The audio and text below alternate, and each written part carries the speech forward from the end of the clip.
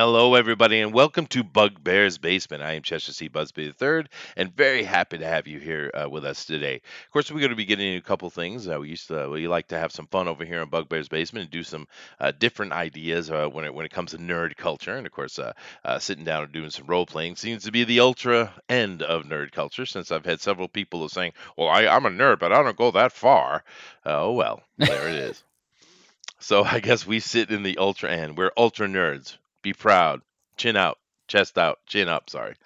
But nevertheless, of course, I always want to come over and say hello to our panel first. Obi-Wan Reviews is in here. Very happy to have you. But let's come over here and say hello to the Denali Lama himself. How you doing, man? I'm doing fine. Enjoying the hot summer that's about to hit us really hard in Florida, but otherwise, relaxing, ready to have some fun, role playing or otherwise. Do you think it's going to be hot, particularly hot this summer? Oh yeah, Yeah. it like I said, the sun is still blazing like it's 4 o'clock in the morning where I'm at right now. Well, because we've had a very long and cool winter. Now we're certainly going to get summer and humidity, but I don't think it'll be a particularly hot one. Actually, the hottest summer I've had here in Japan was the second year I was here, and that's like nearly 20 years ago. But that was really hot summer. But yeah, I think this will be a mild summer. Who knows? Let me knock wood. Hold on. Okay, safe. Anyway, uh, hopefully it's not that bad because hot, humid summers in Florida are pretty horrible.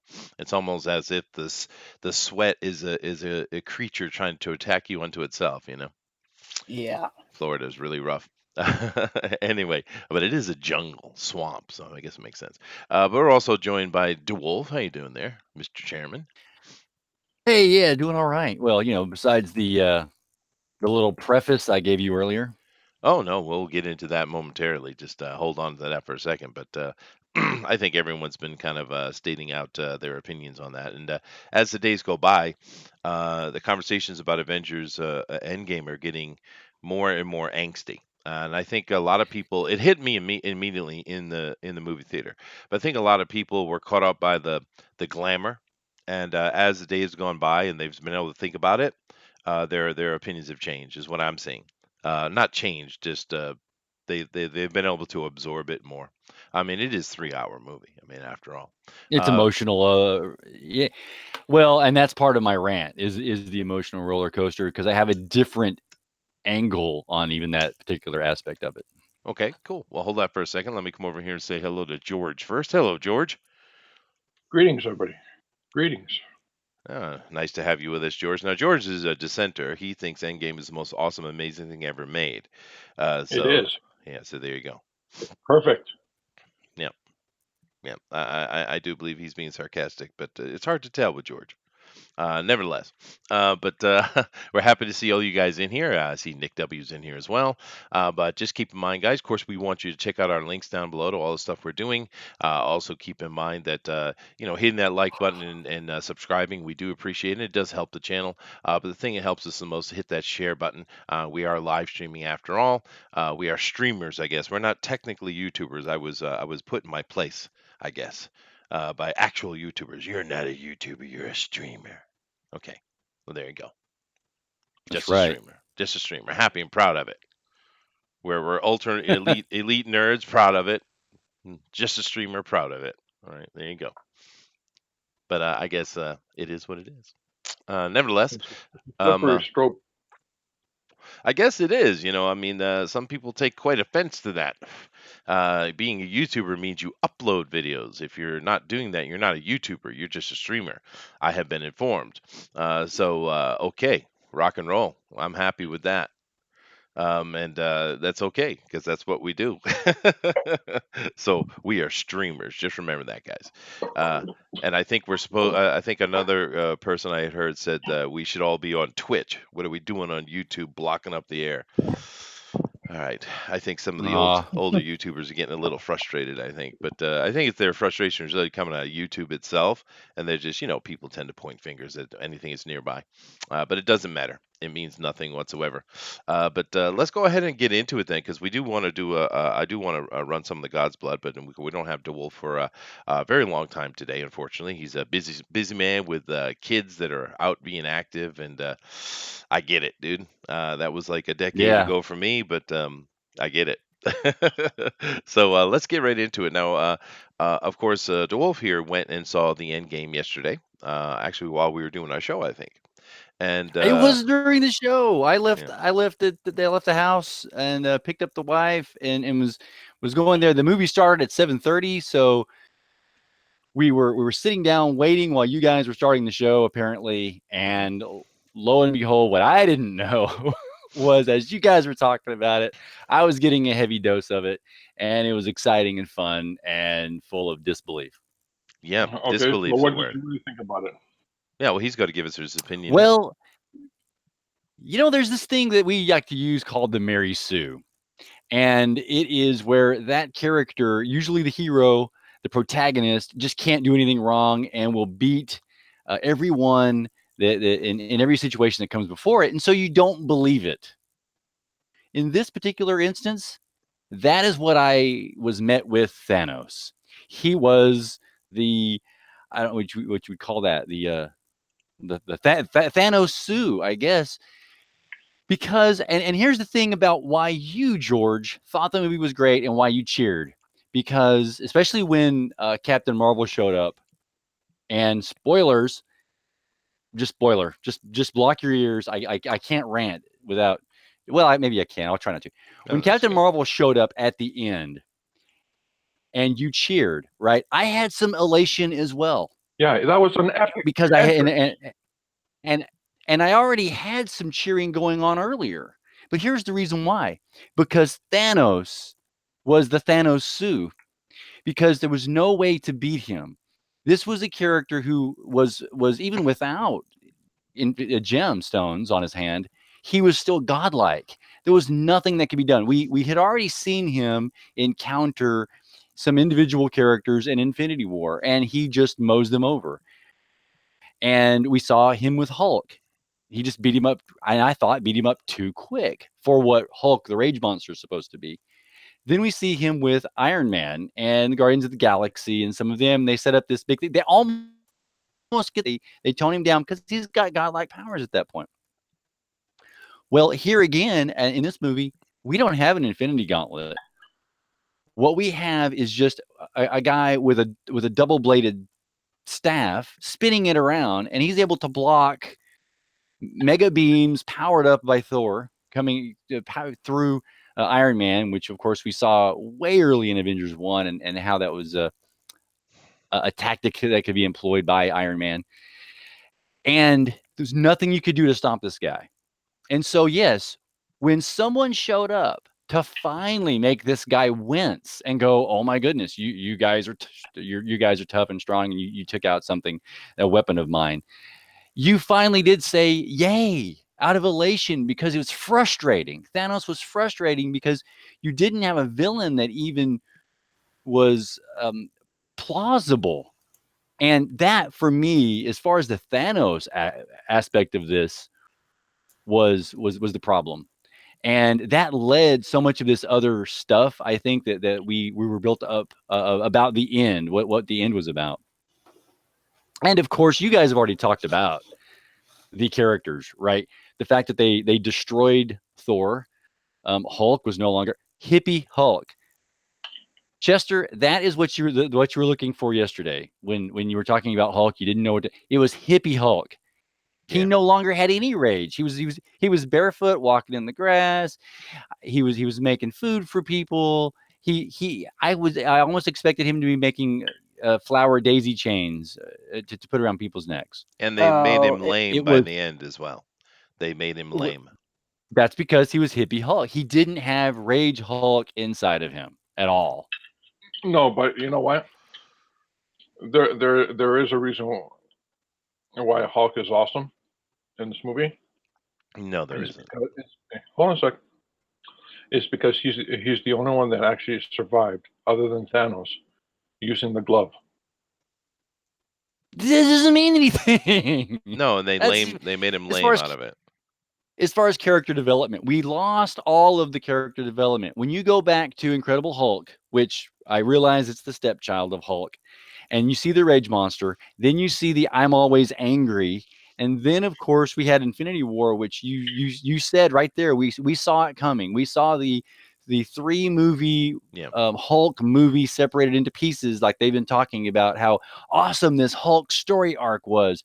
This Hulk story arc took the Hulk and turned him into a guy cracking jokes, from baby Hulk to hippie Hulk, cracking jokes and being cool with people.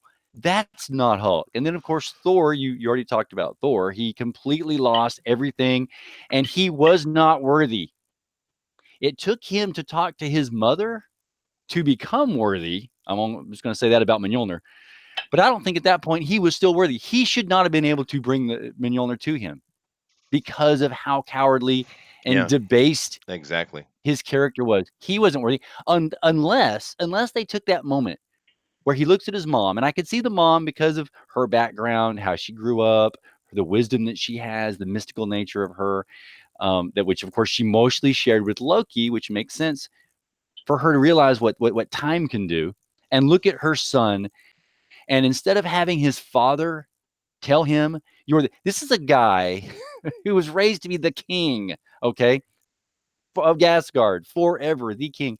For his father, for his mother to now look at him and say, "Buck up, be a man, be the king, and go get a shave, or And at eat least a braid your salad.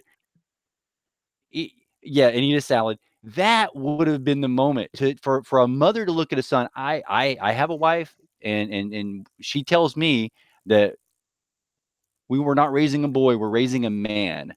For his mother to look at him at that point and say, "Buck up, be a man," and all of a sudden get that glimmer in his eye, realize that he's doing something not just for himself, he's doing something for the universe, he's doing something for his mom, like the guy that we used to know, because it was awful to see him It was. in the beginning. It was. For her to be able to change him, and all of a sudden he realized, you're right, I got to make my mom proud, not just my dad proud, and then carry that on to the end, to where he realizes it is now his job to be king again. That would have been an amazing, once again, the fulfilling story arc of Thor, which they destroyed the story arc of Thor. Of course, Hulk, we don't get a good story arc from. I think Cap had a really good story arc until it stumbled right there at the end. Tony had a fairly good story arc, because he wasn't happy having the nice, happy home that he was in. He was fumbling around in a kitchen, with wood paneling and nice little glasses and stuff. That's not Tony. I actually told my wife, I said, this is a man that's not accustomed to this. This is not who he is. And then we see him roaring up in a sports car at top speed. That was Tony. And so Tony did actually, he changed characters in one great aspect into another, back to himself. And so that worked out well. But then, of course, like I say, Thanos was the problem. The whole heist issues in between, that worked out fairly well. I could see where there's a problem with that just in the development of it, because how do you make a twist to it? These guys are awesome, and they got time power. So poof poof, you can get the stones pretty quick and easy. Except for the one big problem of time paradox. And I don't like the fact that they have a get out of jail free card with what Bruce Banner said, because here you have what I thought was an interesting aspect, where Thanos was going to learn information about what they were doing, and then they were going to foil him, send him back in time, or he's going to get caught back in his normal time frame, and beat him, but not kill him. To which that means he's now stuck running through the motions, trying to get the stones, doing everything like he did in Infinity War, knowing in the end it's all going to be for naught. But there's nothing else he can do about it, because that's his destiny. And furthermore, when they return the stones to their rightful place, because once they take them, they say they're going to return them back the moment they took them back again. The point of the plot twist there is Thanos shows up, Nebula shows up, finding the Power Stone being held right by Peter Quill. When they discover that, they go, "Oh, well, he has the Power Stones," which means, of course, logically, that the forces that I sent, like Thanos himself, should not have went and fought these guys. He should have sent some great massive army, kind of like Squidward and the rest of the guys. He sends them this other massive army down, and just with this knowledge goes, okay, they're going to win because the Avengers are crap. This Tony Stark guy, who I've now learned about, which makes a good reason why in Infinity War he would have known about Tony Stark. Now you realize, oh, this is how he knows Tony Stark. And he believes he won because he sent an army. And when they go look for the stones, guess what? They're all there. And since they're all there, that means his people must have won. So he goes through all of the motions for naught. Now, that is a good plot twist. And if you're going to create a movie, two giant movies like you're going to do and piece them together, there should be a time loop in there that makes absolute sense instead of paradoxes in which you just fall back on this thing saying, well, Bruce Banner said all of our past is still our past and our future is just our present past or whatever it was. That's just a cop out for you to say time paradox. All the people from 2014, if they die, oh, they're still back in 2014 because that still happened. What there's, I hate. Yeah. It just And drives me crazy. they loophole themselves using a word a lot, dude. Let's just take one of the dozens of plot holes in this movie. Spider-Man goes back to school, sees his buddy. It's been 5 years because they didn't change the past.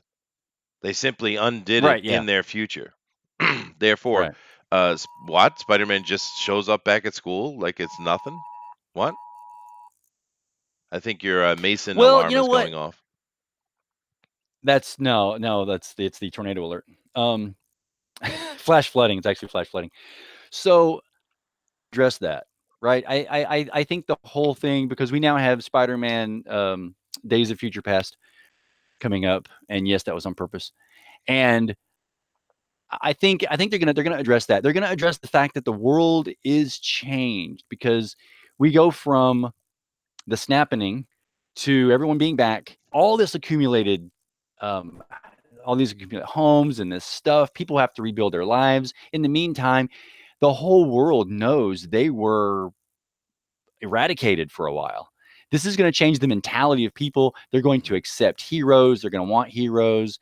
And Rocket talked about how the universe is the now the universe weird central now for powers and stuff. So it's going to change the MCU from here on out based upon Yeah. that concept. And I think they're going to be addressing the 5 year time frame through that aspect, and that How will how much you want it'll to make bet? as much sense as it can. How much you bet they're going to use that event to explain mutants? I think I like it. Sure, why not? Yeah. Let me Do it. catch up with the chat here real quick. These guys got stuff to say. So, Comic Book Bob says first, Chester, did you guys decide if you're going to clan lock the vampire game? Not offhand. What we need to do is get the people who want to be involved, and if you want to be involved, Comic Book Bob, come on down. Just use the link down below and contact us, and we will make that decision together. Roger Heller says, "Hey everybody, how's it going? Hopefully everything's great. Well, it is great. It's a day after having to." 2 days after having to deal with that end game thing, and I do feel better. Comic Book Bob says Thanos isn't a Mary Sue. He's literally planned for what he did for years. He's also one of the most powerful villains outside the Celestial Pantheon. Yes, he is. But we have seen, and I know you mentioned Nick that mentioned Thanos owned both Hulk and Thor in comics without the Infinity Gauntlet. He is crazy powerful. Yes, he is. But we've also seen him been beaten by Spider-Man, and other people have beaten him. He was overpowered, but this bothers me less than a lot of the other things because they simply had to have it that way. Otherwise, they weren't going to have their big O super fight. right? So I get the movie making mechanics of it. Comic Book Bob says, I disagree. Thanos is supposed to be crazy powerful. I agree they ruined Thor and Hulk, but Thanos was and should be crazy powerful. Yeah, I don't have a problem with that either. No, there isn't. Whatever. Sup all says Sporkman. Sporkman! Hey, what's up, dude? Comic Book Bob says, we wanted the World Breaker. We got neutered Professor Hulk. Yeah, we did. 2 movies in a row we didn't get Hulk. Is there some kind of message being told to us here in that? I mean, 2 movies in a row we don't get Hulk really. So I mean, Yeah. what were they trying to say here? You know, I here's what problem with that, because Hulk is Rage Monster, right? It's not something to idolize. It's something to go away from. So I'm not sure if the idea is that Hulk represents the ultimate toxic masculinity, but in that regard, that's what you want. You want that to be that way, and Bruce Banner to not like it. That's the point. yeah, but see, in the end, if they had given us this lame Hulk the whole time, and in the end he realizes that he needs Hulk, and he literally brings the Hulk back, and then we have a big old cool fight scene with the Hulk, that would have been fine. They could have done that arc, but that's not what they did. They made him lame. They literally lamed him at the end of the movie, taking away his right arm. Um, Yeah, you yeah. know, they because the whole thing I was explaining during my rant was the fact that there are so many aspects of this movie where they're simply trying to run down the characters, right? Like for instance, Ant-Man. I didn't even mention this in my rant, but Ant-Man is completely cucked out in this movie. I mean, they make him an absolute. He's a goofy guy, but they make him an absolute fool, an absolute coward, and absolutely useless, right? I just cannot I thought believe he how had the least disrespectful. changes. No, well, he didn't though, because they made him a He had the coward, a least changes. full-on coward, dude. He's not a coward. He's quite resourceful, actually. But nevertheless, let me move on here. Combo Buck says, Bob says, when he put on the gauntlet, the Gamma Surge should have forced out World Breaker. Yeah, that would have been cool, but they didn't. Nick W says, all hail her master, Brie Larson, the perfect being. We are not worthy. Okay, thank you, Nick.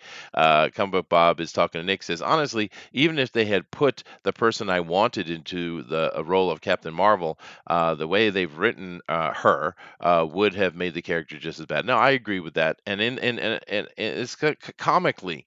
Captain Marvel was pasted on this movie. She didn't belong in there. She wasn't. You could tell she wasn't even supposed to be there. It was very odd, and it's the least troublesome part of the movie, actually. Right Uh, off the bat, Deus ex machina. We don't get to see Tony Stark being Tony Stark on board a spaceship with full of alien technology that he can research, full of with Nebula that he can figure out, and all this stuff in order to do something to save himself. And even something as simple as saying I've made a distress beacon, or I've sent out a call, or something of that nature to make his situation better. We don't get that. What we get is Deus ex machina, it's where all it's of a sudden, technically pronounced Deus ex machina. Just so you know. I'll go along with that. And so in there, and yeah, and there she is, and which Mm. I thought too, her role in the beginning was very interesting, and we hadn't even talked about the beginning. I thought her role in the beginning was interesting. I thought she had something, her inner character, like I said before, of being kind of a jerk, and arrogant, was working for me. And then later on, she's got a bobbed haircut and looking like a boy. Yeah, no, it was a I kind useless of lost character. me. It didn't even belong in the movie. And you know that's really kind of is what it is. Nick says back to Comic Book Bob. He says Feige is losing control. Disney's board is interfering. The directors and writers have literally no experience. It is all corporate diversity nonsense. It seems so. Because it's obvious. It's obvious that Suits got involved in some of the stuff that went on in this movie. Obvious, and now we understand why the Russo brothers left. We get it. It's clear, right? Yeah. It looks kind of bleak going forward. Well, they showed you, dude, and that scene where they literally that silly scene where they had all the girls running at the screen, just girls running at the screen. That, like I said, this is a corny moment. You can balk at it all you want, but that's not what that moment was for. That moment was to tell you the future. This is what you got to get. That's what that was. That Right. was Yeah. And that advertisement. was and that was a problem. My wife said, "What's the deal? There's in a battle there is a mix of combatants everywhere. And if there's any guy standing nearby, he knows the importance of this moment. He's going to get involved. He's going to help. And for some reason, there's none, and it just stands out, and it's corny, Yeah, and it's and it was stupid to do. useless too because if they had gone through, broke the line, and then ended up saving the day and one punching Thanos, that scene would have made more sense. But they absolutely completely balked it and failed. Right. So She it's just flew in through a spaceship, and yep. there's a whole bunch of creatures in front of her, and we think that's a problem. When that's the problem with Captain Marvel. When she is put up at that power level, which by the way is the same power level as Thanos, right? Because we've seen both of them act in this godlike capacity, and I say without the gauntlet, and that's wrong. Thanos is powerful, comic book Bob, but there's a point at which in a movie in the MCU, your antagonist going against all the characters, has that drop of blood. We didn't see a drop of blood moment in this, even No. though he had attacking. He had Thor. He had beefed up Cap. He had Mjolnir Cap, right? Hmm. And I said Thor, but and Tony Stark. Tony Stark has already fought him the first time and drew blood. Should have known how to go about it. And this time around, though, he didn't have the gauntlet on. I'm I once again I say it's wrong. It finally took another one of the OP characters to nearly rip him limb from limb.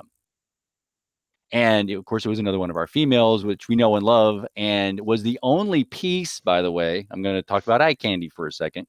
Only piece of eye candy in the movie for us guys, and for the women. My wife noticed it. She said there was no. I mean, Cap in his suit with his particular parts that they pointed out in the movie just to make fun was the only eye candy, and for her that was none. Yeah, well, that was a And joke so, because they had several scenes where they had Brie Larson standing at a weird angle so we could see her butt, or excuse me, her butt double. oh And yeah, they made the joke with Cap about the butt thing to mock us, the people that are saying, geez, why oh she need a yeah, butt double. That was another slap at us. There's a lot of slaps at us in this movie, and it's. Excuse me. Here's an observation Mhm.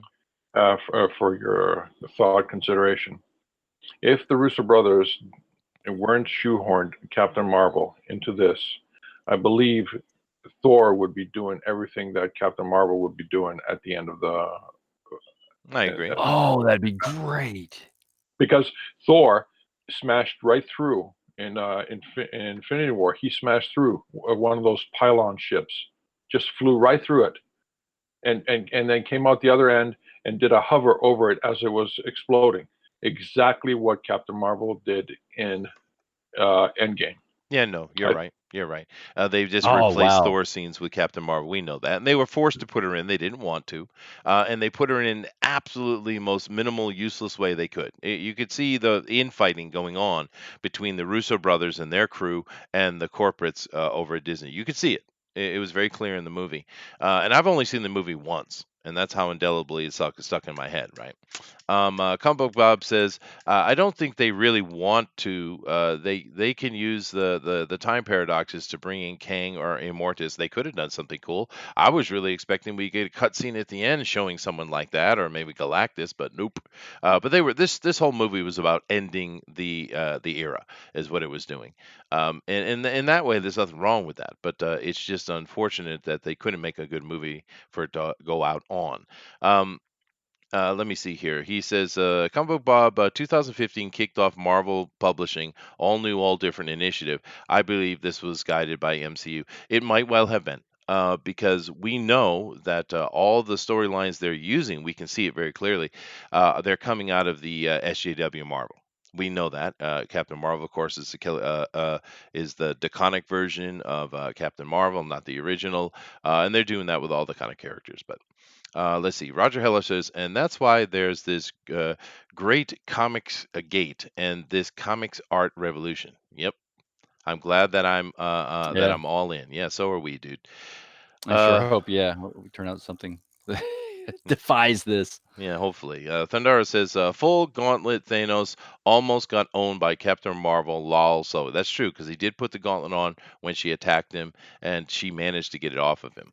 But yeah, CM is more powerful And you than. can just and you can just take a stone out that easy. I mean, there's that whole moment where in the last movie, right? And it just like bam, come blasts in there with a bunch of energy, Yeah, you know. And of yeah. course, now we're led to believe, as interesting as the last line of Tony's was, there is and fun. The idea that I just pick these out. What? That's Well, nuts. you talk about when Tony took him out into his gauntlet. I kind of had felt from that because they had trouble, Tony had designed the gauntlet so he could transfer to his suit. I kind of felt like he did that intentionally as a safety measure. Is I'll how go along with that. I will. that's what I felt. Yes, Yeah, of course that's a they good didn't caveat. explain it, I'll but agree. yeah. But Thunder says full gauntlet Thanos almost got owned by Captain Marvel. Lol. So Captain Marvel is more powerful than Thor with both hammers. From this point on, Mary Sue Cinematic Universe Thor is known as Cuck Thor. Yeah, they cucked him out real bad, dude. And they did it with devious glee as well. Nick W says, "All go along with that." DeWolf 2019 quote. You got a quote this time. Awesome. It's usually Well, me. yeah, and also Thanos himself, he was underpowered with the gauntlet because last time when he stepped onto Earth, people were phasing through and getting stuck in rocks, getting turned into different materials, disappearing, you know, and then finally he turned back time, and of course in this instance now he puts it on and he doesn't have any of these abilities, you know. I don't know, it just Yes. kind of Yeah, it's just that they didn't think it through. It wasn't well written story is really the problem. Bethany says, "You're all making a huge deal out of this. I loved it. Chester, don't have a stroke over this. It's not that bad." Well, I'm certainly not going to have a stroke over it, and I was angry, but now I'm just sad, Bethany, because they took 11 years of stories and ruined it. And that's how I look at it. And unfortunately, it is what it is. Roger Heller says Tony Stark passed up yeah, on a yeah. chance to discover Nebula. Okay. Sporkman says I thought Then it was okay. Like Infinity War better. Liked Infinity War better. Yeah, no, I agree. We all agree with that. Um, so well, no one else thought to go through the ship. Thank you, Bethany. I Oh, do okay. I do have to be running off. Okay. But yeah, in hindsight, I thought the actual action scenes, I enjoyed it. You guys are right. They are exhilarating. When the army shows up behind Cap and Cap has finally gotten up, right? It's amazing. And then the look on Thanos' face when he sees that, that's great too. But once again, the only reason why it was great was because this guy, nothing could bring him down. And I know Thanos is powerful, but going up against every other hero, just and him not ever, getting the idea that, hey, we've already got the gauntlet, we've already done this, right? We're done. This It was too much. He was a Mary Sue Thanos, and other than that, there was a lot of great character development in the two big guys. But this is the reason why this movie wasn't good, and that's because the character development that we had going on for 11 years, they just squashed in some of Yeah, these characters. they There did. wasn't character development. They were pulled apart into pieces instead of having good characters that we actually knew and loved. That's the sad part that makes us cry. And then, of course, just the plot holes, the things that stand out as saying this won't work because you have people stepping outside of time, ruining the history of things. When, if you're writing it with this in mind, you should write those types of things in place, and then you'd be called genius. Yeah, I mean, So, we can sit and argue over all the little things that might have been good in the movie, and that's fine. But like you had said, they absolutely cucked and destroyed Thor, and it's just incredibly disrespectful in every way, in every moment he was on screen, right? And they took Captain Marvel, okay, excuse me, Captain America, and made him not Captain America. There's no He way. was up until that last 10 minutes. Yeah, but then they went and ruined and tore the guts out of And it. then all of a sudden, it's like, wait a second, no, my patriot. Which, by the way, the Falcon thing at the end, that to me is okay because he's an army guy. There is something that is patriotic that they have still shown as patriotic inside Falcon. So Mhm. that part at the end, I actually felt good with that, especially since they just tore apart this guy, this older gentleman, whom, yeah, it was nice, slightly heartwarming, but at the same time, well, that's not you. You That's not threw you at away all. Yeah. Yeah. your character. You know, and because for any of Yeah. us who've read comics for years, and I read comic Captain America since I was a kid. Him and Falcon have been partners for a long time. It's totally makes sense that he would get the shield and become the new Captain America, even though we have Bucky standing right there. But nevertheless, I have no problem with that either. But the problem I have is the fact that we know what they're going to do with it because we saw what the modern Marvel has done with it. They gave him the Well, I shield, hope and when not. that happened, that didn't bug me. But then immediately, Yeah. what do they do with him? He goes after the white boys, those evil white men. You got to get them white men, Yeah. right? They changed the character of Falcon in Yeah. the comics, and you know they're going to change it in the movies as well. Yeah, we'll find out. And That's the there's this problem. thing with Bucky. See, Bucky does say, I'm going to miss you. Bucky does know what's coming up. Bucky knows that Cap's going to be doing something else by himself. So, and that's at least they set up something there that is a future idea, because otherwise I saw very little unique ideas, things that were that stood out as special. That was a plot genius, and there's a few good little nuggets in here, but for the most part, it was end game, and now we're just left with trying to move forward, clinging on to the MCU with what it may become. And but So it also left a lot of other plot holes just in that scene that they cut through. And of course, I know don't overthink it because they were just trying to. They might have been just let's give him a heartwarming go send off, and they didn't think about the implications of how they did that. But there's other plot holes involved as well. Well, how did he get the stone back into the barrier, which burned up Nebula's arm? How did he get the Soul Stone back? If he did get the Soul Stone back at the exact moment, does that mean Natalie's still alive? Does that mean, Natalia, sorry, is still alive? well, What about all maybe those we're gonna have a points? movie with her in it. But I'm just, you know what You I'm know, saying? They left a ton of yes, potholes and plot maybe holes in that little moment. she comes back in a little white suit saying thank you, I was able to come back, and then of course and then maybe like they said, what I read today was Cap doesn't go back in time, he goes to a alternate dimension because all of these other things, like basically what Thanos did, split off another dimensional timeline, which, by the way, when you're creating a huge line of comic books and you want to throw in different dimensions, that's cool, and it lets your brain go in all these different directions and have all these different wild characters. And Mhm. the what if moment, I mean, Quasar goes to the what if dimension even at one point.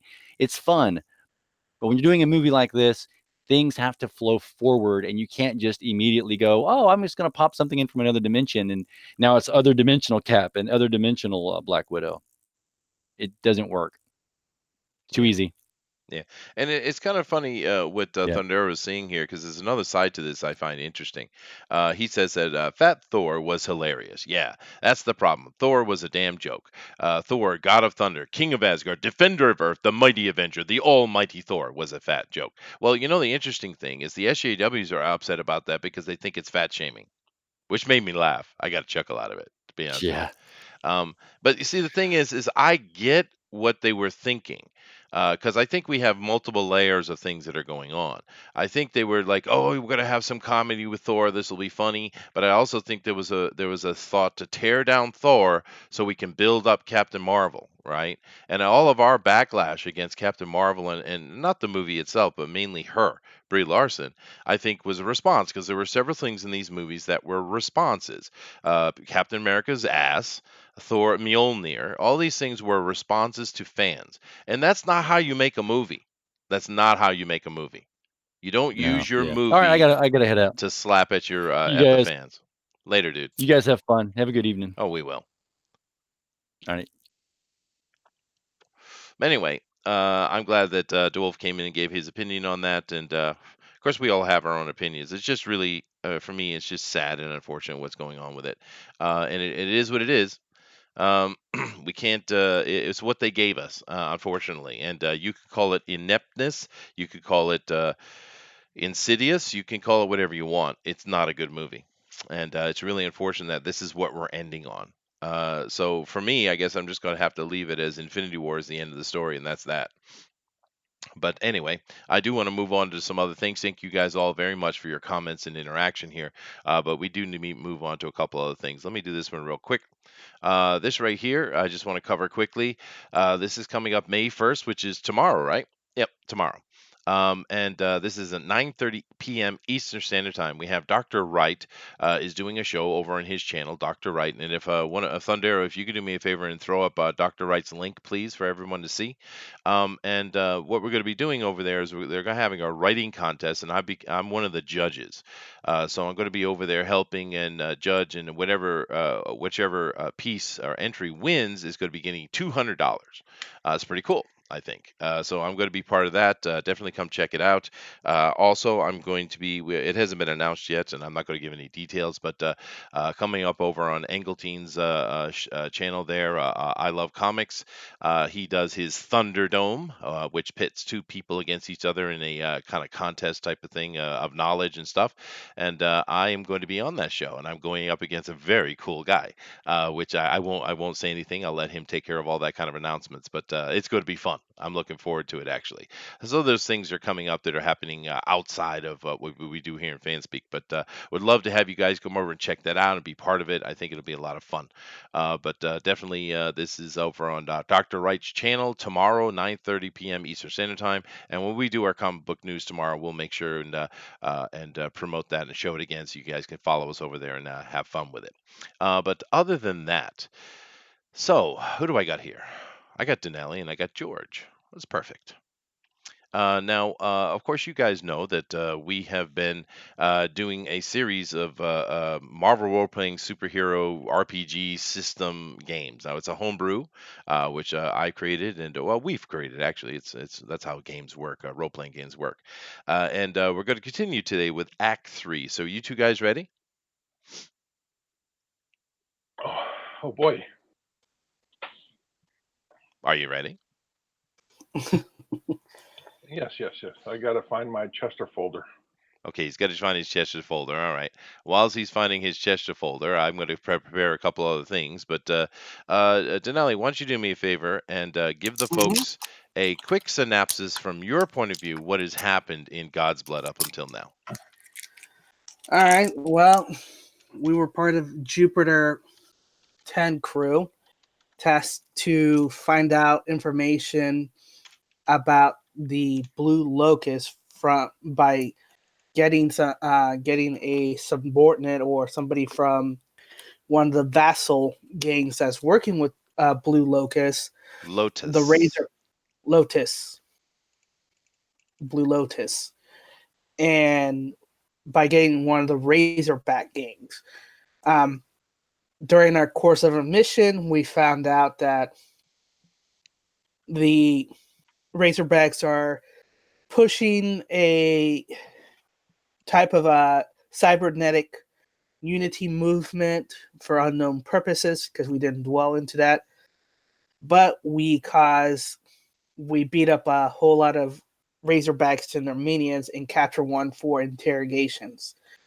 Then we set up, thanks to George's character Ricky the Mongoose, to shut down the power grid to make us an escape, and we ended up fighting the Razorback gang um, at their club, and Nova Storm was able to defeat a couple of Razorbacks in his goon on his own, while my character Ranrock and Ricky were able to save the demi-humans and the breed, which is the God's Blood's kids, second generation, and Ragnarok in particular knocked out the leader of the Razorbacks Blackhawk. and Blackhawk and was able to take his sword.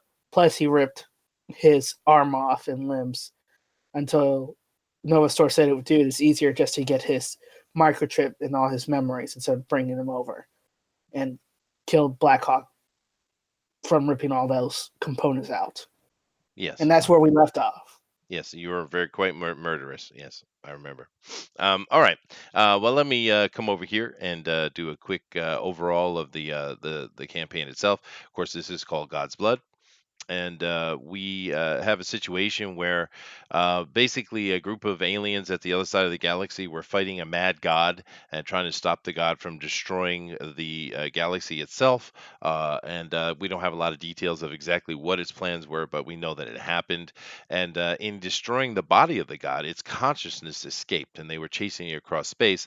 But the consciousness passed through or around Earth, enveloped us, and it took 3 days actually for that consciousness to completely pass through. It was so large, but this happened, and it caused this strange glowing in the sky, like the aurora borealis during that time. And of course, after that came the rains and flooding. It was quite devastating to everybody. And eventually, what happened was is there was a group of aliens showed up called the Lagon, and they felt kind of responsible because they're the ones that had unleashed the consciousness, and they stayed on for many years, helping us out to rebuild after all the massive flooding and damages that were going on. And they also helped to explain that the many of the people who got hit by the rain ended up becoming sick and dying, and a lot of people died. We lost, hundreds of millions of people died from that event, but some of those that were hit by the rain were actually altered, and these are called the God touched. And their children now, or their children's children, even in some cases, because we are sitting in the year 2082, and this happened 2020. And these breed, as they're often called, they are the ones being hunted by the Blue Lotus. Now, we know that the Blue Lotus has somehow figured out a way to control the breed. And this, of course, is a problem. And UKA, which is an organization created after years and years of war, because the Lagon were here and they left a Sentinel to kind of help look over us and stuff like that, because they had to go deal with other stuff. But that Sentinel was killed mysteriously. No one really knows exactly what happened. But the After the Sentinel was gone, we fell into war, and the world has split into the point where now there are literally thousands of little kingdoms and warlords and all of that kind of stuff. And the warring had going on for so long that it was just destroying everything, and something needed to be done. And you had a bunch of nations come together and pleading for peace, and it was found in the forming of the UKA, or the United Kingdoms Alliance. And the UKA got a hold a very ancient organization that is called the Order of the Sun, or simply the Order, and brought them on as kind of their police. They're kind of like Interpol. And over the past decade, they have been building teams and doing things to try to bring order and a semblance of peace back to the planet. And this is where our party is part of. They're part of the Jupiter 10, which is the 10th team on the Jupiter Erie, which is this right here, is their home base. They actually built originally 9 of these. There's many more now, but that's why they just named them after the planets. And they're on the Jupiter 1. And like I said, they are the 10th team. They have been being led by Mr. Tillman is their boss. And of course, Miss Simmons is their scientist who helps them out and stuff like that. As he said in the last battle, Novastorm had some great success in helping in dealing with the majority of the bad guys, while these guys infiltrated inside and were able to free the breed that had been captured by these Razorbacks, who were being used by the Blue Lotus to collect breeds for experimentation and stuff like that. They also uncovered a large database full of information. Which is very important. Of course, our team is back. They're relaxing post mission, and it's been about a week. But just to give a kind of quick look here, these are the 2 guys we got with us. We got Ricky. This is George's character, the mongoose, and of course we have Ragnarok. And I did. We have a piece put together by John Dillard, which I need to go find. I thought I had put it in here, but I guess I didn't. But nevertheless, I will go find that when I have a down second here. But we have been to New Pittsburgh, is where all our stuff happened. We went into Ring 15. We went to the Blue Lotus base and dealt with that. We fought Razorback hunters and stuff like that. Of course, Black Hawk was defeated. And that's what brings us up to today. And I got to go find that because that was a really cool piece, but I'll do that later. Remind me to do that later. Okay, so I have brought us up 100% to speed. This is exactly where we've been. It's been a few weeks, so I took a little longer doing a reenactment. But you guys have been sitting in the Jupiter Erie, relaxing for about a week, and kind of happy that you were able to succeed in your mission and stuff. Just waiting for your next orders. And both of you guys get a call to come into Mr. Tillman's office. So you guys go and you show up on time as you should. And Mr. Tillman is sitting there and he says, well, once again, congratulations on your great job down on New Pittsburgh and your collecting those evidence and saving those people. Just so you know, all those people have been. We still have them here on the Erie, and they are being cared for. And we're looking into what weird stuff that the Blue Lotus was doing to them. Before we move on, do you guys have any questions for me? Well, none, not at the present moment, because I'm pretty sure you're going to tell us what we were able to retrieve from that database when we fought the Black Hawk leader. And ditto. Okay. He says, "Well, we did recover information, and it's all fragments, really. But the entire order is working on this problem. Of course, the Blue Lotus and their ability to control the breed is a major threat and a major issue. So everyone's dealing with that, and that information compiled with other information from other groups is forming a picture, and hopefully we'll have more information soon." However, I do have a mission for the two of you. I would like you to partake in. We have a problem. It's a bit of an emergency. It came up actually a day ago. It came to our notice. The space station Daedalus 5 is being haunted.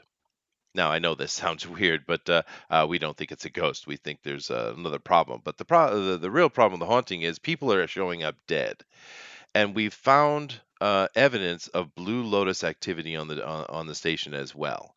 We think it might be connected. We're not sure. It could be just a separate incident, but nevertheless, we're going to send you two in to figure out what is haunting Daedalus 5 and to get to the bottom of it. And like I said, we feel strongly that there's some kind of Blue Lotus connection going on over here, and we'd like you guys to investigate it. Do you have any before you go? Can you go talk to Miss Simmons, and she will give you any kind of equipment that you might need. But in general, this is simply a little recon mission. And once again, if you're while you recon, if you can solve the situation, please do. You've been well trained for this, and you should be prepared. Any questions? No, sir. And then once he's dismissed, he'll go over to the armory and meet Miss Simmons to get his stuff. All right. So it's a pretty mission, a simple mission. He gives you a data case file, of course, and there's not a lot there. There's simply so far there have been in the past week. It's a very short span of time. There have been 5 deaths, and each of the deaths, the body has been found desiccated and withered. And the scientists have, there's no information here how that could have happened. It seems to be a mystery, but or at least maybe it's not in the file. But and the information they have the Blue Lotus is they have seen Blue Lotus operatives have been seen around Daedalus 5, and there are people in power that are complaining that they're getting pressured by Blue Lotus. This is the side information that Blue Lotus might be involved with whatever's happening on Daedalus 5. Now, you guys know that there are several large space stations, and actually they should be called space cities. They're very large. They're high up in orbit, of course, around the planet, and Daedalus system is probably the best of them. And this is the number 5 one, Daedalus 5. Okay. You guys are sitting in Mhm. front of in Miss Simmons' armory slash laboratory slash Q storage, et cetera, et cetera. What would you guys like to do? Well, I would ask Miss Simmons what she would recommend for this mission. I imagine like a spacesuit would be needed since we're going out of space. Yes, certainly, and of course your transport, the Jupiter 10, which you guys have a transport just like all the other teams Mm. do, is more than capable of space travel. So that in itself is fine. There are actual spacesuits on the Jupiter 10, so you guys are fine with that as well. And Is there magnet boots? Do they have magnet boots? do they have magnet boots? Probably, I'd imagine so. Yeah, Okay. yeah. It would be built into the spacesuit, I would assume. Yeah. How Mm. about you, George? You have any questions for Miss Simmons? Yeah, can I have a parachute and an extra pack of oxygen? Um, yeah, sure. Why do you need a parachute? Well, if anything goes sideways and the space station blows up and our shuttle is incapacitated, I can hang glide home. I don't think you understand how space works. What's your name? Ricky. I don't think you understand how space works. But yeah, you can have a parachute if you like. Sure. And as far as oxygen packs and stuff like that, the she says the suit actually has a bit of technology created by one of the breed actually that has a re what my brain just left me. It's a it actually gives you literally months of air. The way it works, it's not an internal air supply, but it's nearly so. So Oh, there's okay. no issue with Well, air. well then I don't need the parachute. Can I have a large skateboard? N- A No, surfboard, actually. no, definitely no. Yeah, why? What do you need this for? Well, instead of a parachute, I can surf down along I see. Once the again, I don't atmosphere. think you know how space works, George. Or excuse me, Ricky. Well, since I've never been to space, I would assume one can skip along the atmosphere. No, no, it doesn't work like that. Not at all. Yeah, and no, Oh, you're not going to become the Silver Surfer. You're not going to. I know where you're going. I see it. I see the gears turning. No, no. I was going to ask if I can get a silver spacesuit. Yeah, I thought so. All right, so you guys finish up with her, and you get Yeah. yourselves ready, and you go over to your transport, and you guys head up, heading to Daedalus 5. Now, as you approach Daedalus 5, it is pretty impressive. You guys more than likely have never been to a space station before. Well, you might have, but like I said, these are more like space cities. This is the Daedalus 5 right here. Now I know it's sitting in front of Saturn, but hey, it's cool looking. All right, so take it. All right. Anyway, um, and I guess it could be on Saturn. Why not? It's in front of Saturn. How about that? We take ourselves a journey. It takes a couple days, and you guys get over Daedalus 5. But you land in the port, no problem. Now, Daedalus, these Daedalus space stations originally were set up as kind of a colony base ship for setting up mining colonies and stuff like that. But there's more efficient ways to do that now, and the Daedalus space stations are pretty old actually. They actually happened during the before it became full-on war, but when they were built, and so these are actually kind of products of the Lagon's involvement. The Lagon's actually helped in the development of the Daedalus space stations as well as the Erie constructions. Those are coming out of Lagon technology and assistance. So this is a very old thing, but these days they've turned into more of kind of entertainment spot. There's casinos and there's various kinds of entertainment. They've also there's a lot of rumors of kind of black market type of stuff going on, and they're also unaffiliated, meaning they're not part of UKA or anything like that. Although you see in your file that they know you're coming, and they do have they requested the help of the UK actually, and that's why they sent the order. So they are cooperative. The people who run it are cooperative, and so you have no problem on that end. But you guys land inside of the Daedalus 5 hangar here, and you disembark from your ship. and you see there's a buzz of activity. There's people of all types walking around. Of course, there's quite a few breed here. You find very interesting. A lot of times on Earth, depending on the city or the place you would be, and many of those places Hmm. you probably haven't even been, you would see more a breed more and more open. Like you guys were in New Pittsburgh, and the breed were about, but they tried to stay under wraps, right? It depends on where you are, because some places the breed are not really well accepted. And of course, the thing with the breed is finding one that doesn't that looks, yeah, completely human is less likely. The majority of breed actually look at least something about them that doesn't look human, and some of them are quite inhuman. So there are a lot of breed walking around here who are very odd looking and stuff, but they're freely, happily moving around. There seems to be no problem whatsoever. So.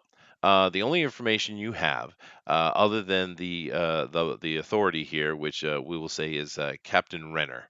Now, Captain Renner is your contact point, but beyond that, the only information you really have is there's some haunting and people are showing up dead, and you don't understand exactly what they mean by that.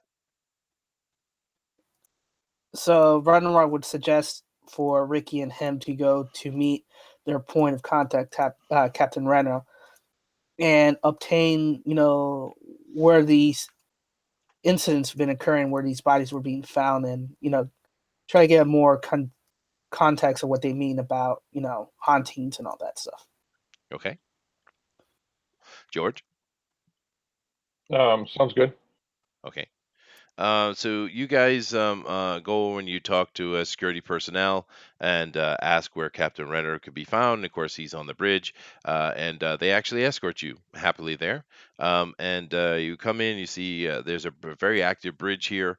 There's people running around. There's science stations, all kind of stuff. People are very busy doing their day to day. And standing in the middle, talking with a person with a tech pad in his hand, you see a large human who has pointed ears, and his skin seems to be multi-hued, ranging from orange to purple. He is most certainly and obviously a breed. He says, "Ah, please, I'm glad you're here. Come, come, come. Welcome. Walk with me." And as he walks, he goes into a side Hmm. room, and there's just a little office in here. And he says, "Please have a seat." And he introduced himself. He says, "My name is Captain Renner. I've been in charge of this dataless station for the past 7 years, and we haven't had a lot of troubles up here. Most of the troubles we have are, black market stuff and those kind of illicit type of activities. But we got something new going on. Really happy that the order has sent a team over. You were Jupiter 10, right? Correct. I'm Ranrock, and this is my associate, Nikki the mongoose. Ricky the mongoose. He says, Hmm. "Awesome." He says, "Excellent. I'm very happy to have you here." Well, let's get down to it. But you have any questions for me starting off? So when did these events start, with these bodies and It's been 9 days ago now, okay? and we've had one And since we sent the dispatch. By the way, there are 6 bodies now. have you found any common themes between these bodies? No, they're all found in little coveys or little hidey holes or little, kind of in the corners of. I don't know if you noticed, but this station is very weird design. The Lagon have a different way of seeing things, I guess. But there are lots of little corners here or there that can be found. That's where we're finding the bodies. He shows you some photos, and you basically see a human that looks like a withered husk. It's like all the moisture and life has just removed from it. There's no damage otherwise. Well, some of them did have some damage, but there's no other than broken bones or bruising and stuff like that. There's no evidence of where or how they were desiccated in the way they were, and they're all confirmed to have been fine a few hours or so before they were found. So this is not just some other unassociated thing. These people are living, and now they're dead, and they have zero moisture. There's no blood in them. There's no water. There's no nothing. Matter of fact, the remains are so delicate that they'll actually powder on touch unless dealt with properly. Matter of fact, the first one they don't even they all they have is a bucket of ash. The other ones they had used technology to preserve them better. And you said they were hidden all over cubby holes. Is there a concentration of where these were located, like area of range, like they were No. nearby each other, or they were all over the place? They're all over. We've tried to find a pattern. We haven't been able to. And like I said, normally we handle things ourselves here, but with the connection, the fact that we've had the Blue Lotus over here doing a lot of stuff, and although I'm not an actual order member, I do have friends within the order, and I understand there's something going on that's not really supposed to be being talked about. I get that, and that's why I contacted you guys particularly because I think there might be a connection. I'm not sure. Maybe it's just my bias, but I can't stand these gang members. I can't stand it. Were all these victims breed as well, or were they mutants No, or they're, regular they it's people? two of them are breed, and the other four were normal. Hmm. And keep in mind, he is a breed, by the way. Yeah, But no, there doesn't seem to be any connection with that. I see. And he's not saying clearly, but you can tell that he's been brought up to date on what's going on. It seems so. He's being vague. Do you have any buddy who's in charge of this investigation that's actively investigating Well, that we can talk to? I've been taking it on myself. I've had a couple of people looking, and we do have our daily activities, and it takes a lot to keep this place running. There's a lot of corrupt individuals looking to make deals and stuff here, so we're quite busy. So I've kind of taken that on to myself. Unfortunately, I haven't really got much with it. But then again, I am well trained in running a station. I'm not a detective. Right. Um, can I get the name of the victims and see if I can talk? We can talk to the last people who saw them, see if they can give us any clues of where they could have been when they last were seen. Absolutely. I have questioned everybody, but no problem. He actually takes on his pad and he flips it over to you digitally. And you have all the information he's gathered. He has all the names of the six people and the people that Mm-hmm. are connected to them that he's talked to. All right. Is there anything that I could glean out, intuition or anything that would call out to me specifically?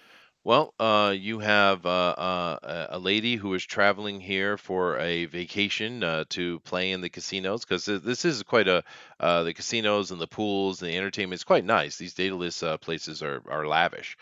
So she was Mm-hmm. on vacation with her husband. Her husband has gone home now, back to Earth. Of course, distraught. But she was just a traveler. You have another two who were workers. They were just, one was a janitor, the other one was working at a bar, just a barkeep. As a girl. You have another person who was a guard, actually. One of the actual guards. You have another person who is another visitor. There's not a lot of information on him though, and it says the word classified. And then underneath that, the most recent one was actually a child of 10 years old with a visiting group that were coming over and enjoying the facilities here. Now this does have casinos and things like that, but this is not an adult paradise. It's a all kinds of entertainment going on here. It's not specified All as right. just adult. Okay, interesting. Can I get the time of the hour in which these bodies were killed? People were Um, killed. they actually haven't been able to ascertain that. They have information on all of them between the point that they were reported missing and the point that they were found, and these numbers range anywhere from as little as less than an hour up to 5 hours. And you said the locations are all over the station. Yeah, he actually mentions that when he was younger, he used to go hunting with his father, and he said it really kind of reminds him of like coyote or something like that, taking its kill and hiding it in a little nook or something like that. He says it really seems predatory, almost animal in a way, the way the bodies have been kind of hidden. Huh. Interesting. Has there any marks on their body whatsoever? That's all listed here in the information he gave you. They all seem to have taken. They all seem to have been involved in some kind of violence before the death. There are broken bones, bruises, missing teeth. They were quite roughed up, but how they were desiccated, there is no marking or nothing that seems to understand how that happened. But they were all of them badly beaten before killed. Yeah. Okay, can I use my remarkable reasoning Hmm. to get more information, How or so? to figure out information that we have not been able to ascertain so far? What kind of skills do you have? I have remarkable 30 for reason, No, no, no. I meant your and talents. intuition incredible 40. Talents, George. Oh, talents. Oh, let me check. Talent. Detective espionage, a Hmm. sleight of hand, and pilot. Okay. So the detective espionage certainly comes into play. Now, there are schematics of the bodies and stuff here. He'll take you to see them if you'd like, though. Certainly. Okay. So he takes you Yeah, down. He goes down to a laboratory. You're coming with him, I'm assuming. right. Okay. I don't have the skills, so it's going to be on Ricky to use her detective skills. Oh, well, no, no, that's right. As you go down, he shows you the bodies. In the first one, it's just literally a bucket of ash. The other ones are very well preserved in stasis fields right now. Now, which means you can't touch them directly. But the stasis field will allow you to rotate the bodies and move them around any way you want, actually, so you can get a good look. So, George, go ahead and give me a roll. You're using your skills, so this is under incredible, right? So let me bring up the chart real quick. All right, hold on a second. Hmm. All right. Oh goodness. Now that should be showing now. Let me come over and share this with you guys over here.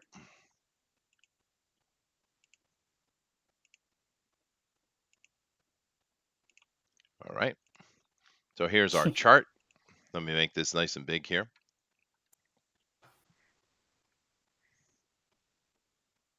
That's weird. Here we go. Let me blow this up some. All right, George. So go ahead and give us your roll. This is under Okay, my incredible. roll is a D10 and a D100, right? That's right. I need a Okay. percentile. I rolled it. I got 5 and 30, 35. Yeah, just give me the total percentage number. 35 under incredible is a bare success. It is literally exactly what you needed. Okay, so now you're looking around. You don't find much information beyond what that is in the report itself. Um, you don't see any kind of punctures. You don't see any kind of there's no chemical residue. There's nothing actually to explain why this body full of liquid and fluids is now completely missing them. I mean, completely, and they're shriveled up tight. They're like a old piece of wood, but like I said, if you touch it, it'll turn to dust. Is why they use stasis fields. So, Interesting. Okay. Is the level of dryness the same for everybody? yep, 100% Uh, desiccation. Okay, great. Now, what is the weight of each of the bodies? Exactly what it should be if all the liquid was taken out of it.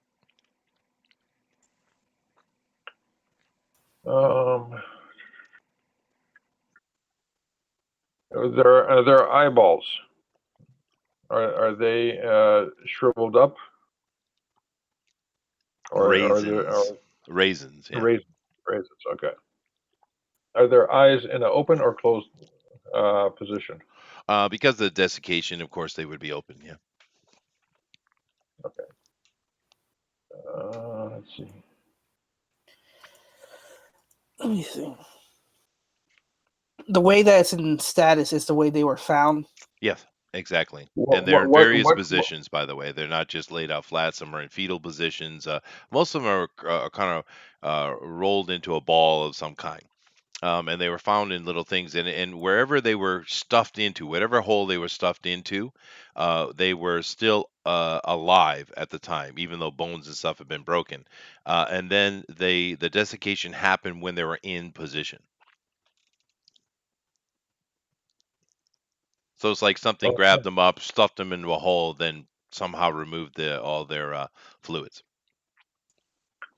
Okay. So my thinking is that we're looking for some sort of space spider that would grab its victims, uh, crawl them, and suck the nectar out of them. Now, the space station, does it have any animals or anything other than humans on the station? We have a zoo. Oh, we have a zoo. Okay, interesting. Now, this zoo, what kind of animals are there? What kind of creatures are there? Normal stuff. We do have Oh, some breed animals, though. interesting. And Mm. these breed animals are. Well, come on, I'll show it to you. Now, you guys know, I haven't mentioned this yet, but you guys do know that um, the when the rains came, when the God's blood fell, it affected humans. Of course, killed off a lot of humans, but it also affected the animal life of the planet, and it killed a lot of them too. But everything the past 62 years has kind of been coming back a little bit, and but there are some animals that are God touched. I mean, they're weird or changed, or some of them are quite dangerous actually. So it's not a bad questioning, actually, from your point of view. But as he's taking you up to the zoo, you're walking along, and you see him very quickly. He kind of moves over to the side of the wall. He kind of motions you guys to back up against the wall with him. He's Okay, being we do that. he says, "Look over there." And you what you see is a crossway here, and it's a big kind of like opening to a plaza, and you can see across the way is the sign that says zoo. It says Daedalus Zoo, right? But there's like a little kiosks in here, and it's almost like a promenade type of area. And there's two men who are standing over next to each other talking, and they are armed. Now, no one asked you anything about any guns you might have on you, but you, of course, were invited. You don't see everyone walking around here with guns, by the way. You see some guards, and they have guns, but it's quite subtle. They have sidearms. They're not holding them in their arms. These guys have guns openly, and no one has taken them away from them. And you see these two guys, and they're Blue Lotus. He tells you that. Hmm. Are they in control of the zoo? Nope, they're just sitting there next to. I have them. This pictures of what I found. They're in an action pose and stuff. But no, Uh, their weapons are actually sheathed. They're on their back. These automatic weapons, and they're sitting there having a conversation together. You can't hear it from where you are, but it would, I think, strike you as curious why they're armed though. so I would ask the captain why are they so armed. Because if I try to take their weapons away, the Blue Lotus would just come and kill everybody here and take the place over. And do you know where their base of location is in this facility? I have no idea. I know that it's one of those things in running this place. Everybody pays protection to the Blue Lotus here. I mean, we're just the operator, so we don't have any interaction with that other than stay out of the way. We've been warned several times, but we know that all the businesses in here, because there's a lot of private business in this place, right? They're all paying protection money to the Blue Lotus. That he knows that. And he's not Mm. happy. You see him gritting his teeth as he says it, but it seems something beyond his control. All right.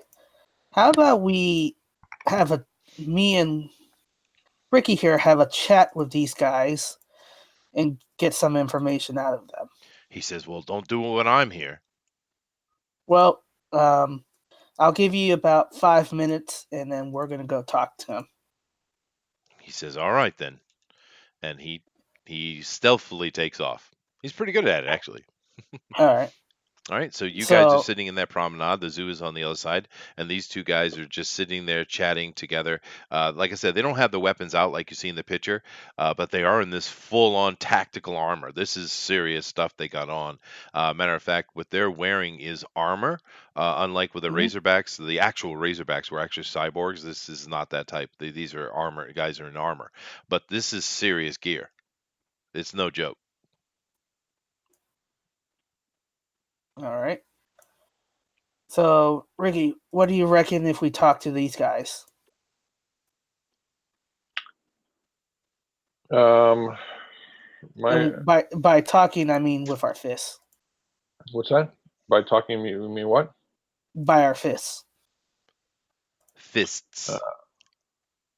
uh, not. You really want to start a fight just now? How about we just buy them a drink and get them loose and talking? You think that they will talk to a kid and a girl that just came up walking to them when they normally are know that people would be afraid of them? I have a Well, question real well, quick. well, I got they a are que- breed. I I got a am a breed question. too. Yeah, I got a question real quick for you two. You Hmm. guys are in order uniforms, right? I would imagine so as well Yeah. Okay. because we Okay. just came Okay. out. That's all I wanted to know. Yeah. And by Yeah, the way, George, you are a breed, but unlike Ragnarok, are you a breed as well? yeah, No. Are you? yeah. Okay, so you're both breed, but you two are a little different. Ragnarok, you look quite human. You're young, but you look quite human. Ricky is fairly human, other than her red eyes. So Ricky can be noticed as being a breed, but you don't stand out as a breed. Actually, you're quite rare. Okay, are these two gentlemen um, open to conversation with their fellow breed? These guys are not breed Oh, they're not. Oh, that sorry, you know I of. Yeah. misunderstood. Okay, okay. So,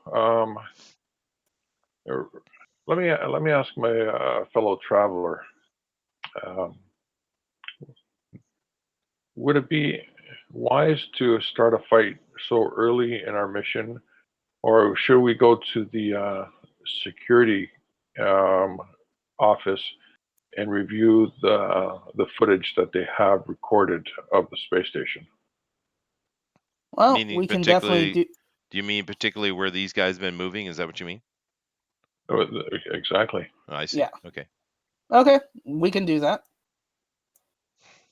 Okay, All right. so off to the security place we go. All right. Well, there are security now.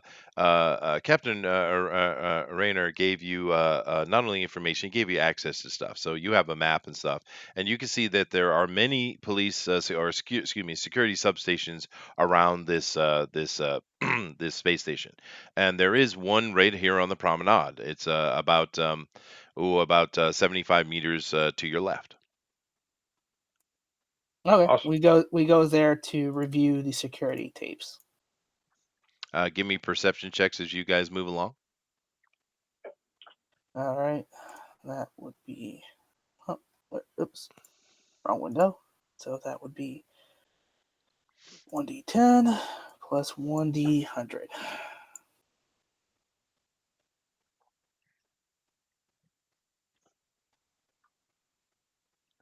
Go ahead. Tell me your numbers, please.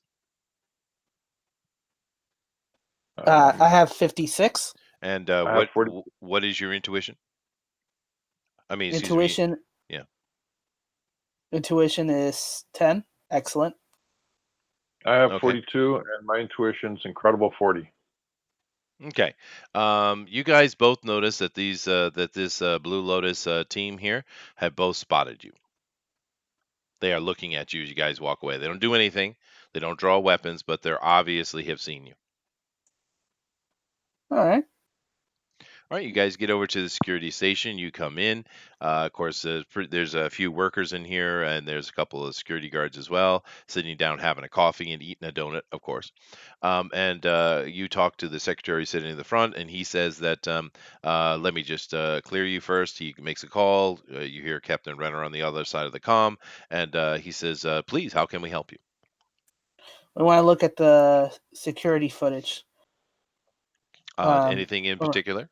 He walks with you over to a panel and starts bringing up the security schematics. um, we got the information from the last victim, and we're assuming we're nearby that last victim's location, You're right? not anywhere near it, actually. It's on the other side of the Oh, okay. station. Yeah. You're Oh, near okay. the zoo. You're on a We're big near the zoo. promenade. Yeah. All right, then we want to check what Ricky suggested, what these guys were doing. All right. Well, he finds them where they are now, and you see that they're leaving. They're actually leaving, and they're Hmm? walking away. And but he locks on them, and he starts trailing back. And you guys sit here, and he kind of just quickly run it through like a fast rewind, right, type of thing. Mm-hmm. Locked on these guys following him. They seem to be searching for something. They're hunting something, in fact.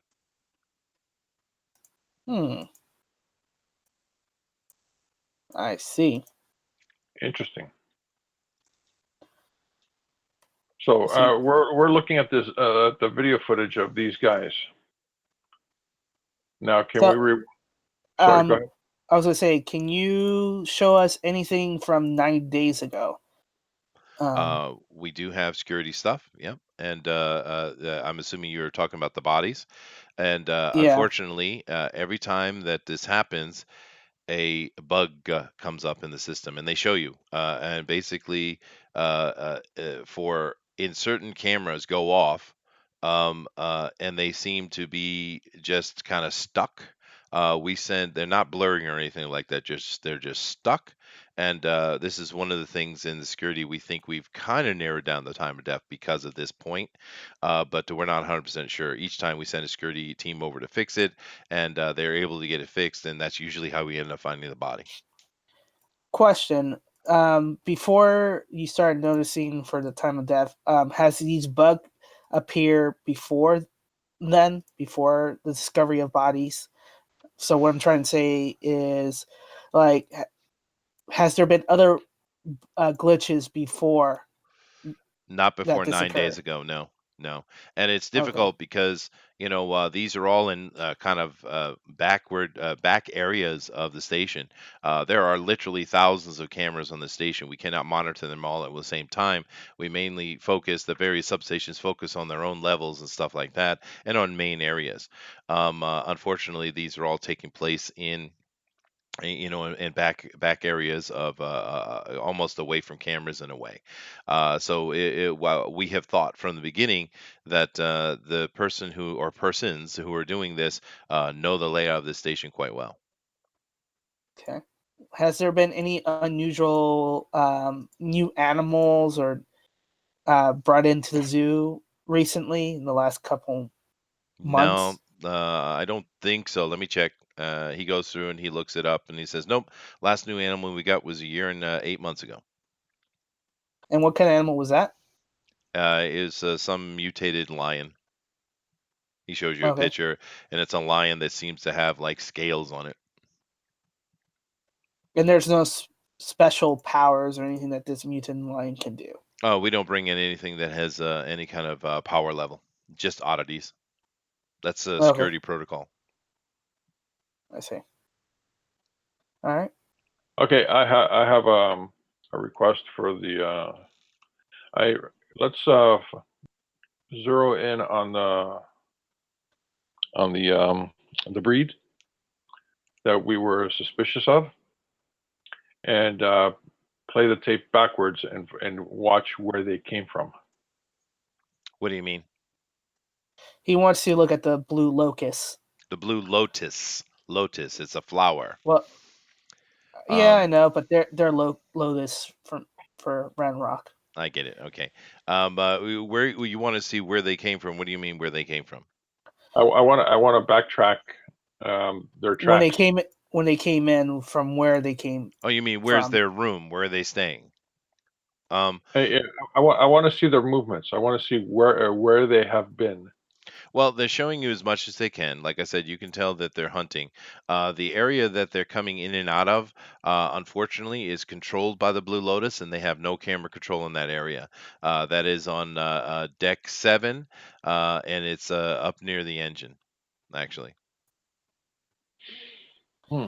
I, which is directly so, below you. If you guys look at this data list thing, if you look at the back mhm, of this ship, right toward the back, that kind of thick that thick area in the back. They're down here on the toward the bottom, deck 7, and mhm. back toward the engine system. You guys are sitting way up here top. You see these glass windows and stuff. This is the promenade you're walking around, and there's a zoo here in the back area. Well, I guess that's your specialty, Ricky, to quickly go into there, hack their system, and get that Well, information. no, he's not a security specialist. He doesn't have that kind of stuff. That is Oh, DeWolf. That's ah, Envoy. Yeah. which we would sorely need. Funny how you keep throwing us into situation where we need invoice specialties. But anyways, These are normal situations. just moving on. All right. So, what do you recommend, Ricky? Give me a second. I'm postulating a thought. All right. Okay, so all the bodies are practically the same. Mm-hmm. Can we get a list of the dead zones on the station? There are no. What do you mean? You mean where these little corner areas are? Yeah, sure. Yeah. They can compile that. It, Where the cameras don't record anything. well, no, they all have cameras, but it's just that something is interfering with them when they take place. The problem is the interference is quite a while before. I mean, upwards of an hour that the interference actually will take place, and it doesn't grab the system's attention quickly because it doesn't blur them out or break them. It just seems to freeze them. Oh, well, isn't that interesting? So you're so what I'm hearing is the the murder takes is a it's not random and it's not spontaneous. It's well planned out because if they go and black out the cameras at in certain location, that means they planned to lay in wait for their victim. So it's a well planned out scenario. That means it's not an animal. It is some sort of human being of some kind, Hmm. and it is someone who knows the security system. So we can easily narrow this down to some sort of personnel, not someone who just visited the station, someone who has knowledge of the station, the knowledge of the station security, knowledge of the station's systems, knowledge of the computer that runs the part of the station, specifically the security cameras. So, can we get a list of the personnel on this station who have access or clearance uh, um, for systems operations? Sure. That's 200 plus people, but yeah. Okay, that's good. Okay, so out of the 200 plus people, I'd like to narrow it. I'd like to narrow it down to um, who have been the recent hires or the recent arrivals in the last. How long? How long is? When was the first? Um, 9 days ago. 9 days 9 days ago. ago. Yeah. I would like the list to be narrowed down to uh, 3 months. How many personnel is that? New hires, you mean? New hires, new arrivals. In the past 3 months, one. Oh, can we get the name of this person? Certainly. And his name is Jacob. And he actually was working in security, but he has a background in understanding these things, and he took over for Jennifer, who left 15 days ago. So we needed to fill her position. Okay. Well, then I'll just look over to my colleague and ask them if they can lickety split go arrest this person so we can question. No, we're not going to arrest him. We could certainly bring him in for questioning if you'd like. I would like to make his life a little difficult. No, we're not going Keep to him do that. off guard. You know, He's keep not him. he's not even beginning to be willing to do that. Okay, can we question them in an airlock? No. Ricky, how Okay. about we just talk to him and ask him a few questions? I'm sure he would be cooperative without any of those They are being very creative cooperative. suggestions. They're helping Yeah, with everything they can, right? exactly. So Yeah. I Well, don't think. some people who are over helpful may sometimes be the ones who like to hide a lot of things. Okay. Okay. So I will. So where is this gentleman right now? He is toward the front of the ship, and he is in one of the substations over there working right now. Okay. Can we call him to our location, or do we have to go there?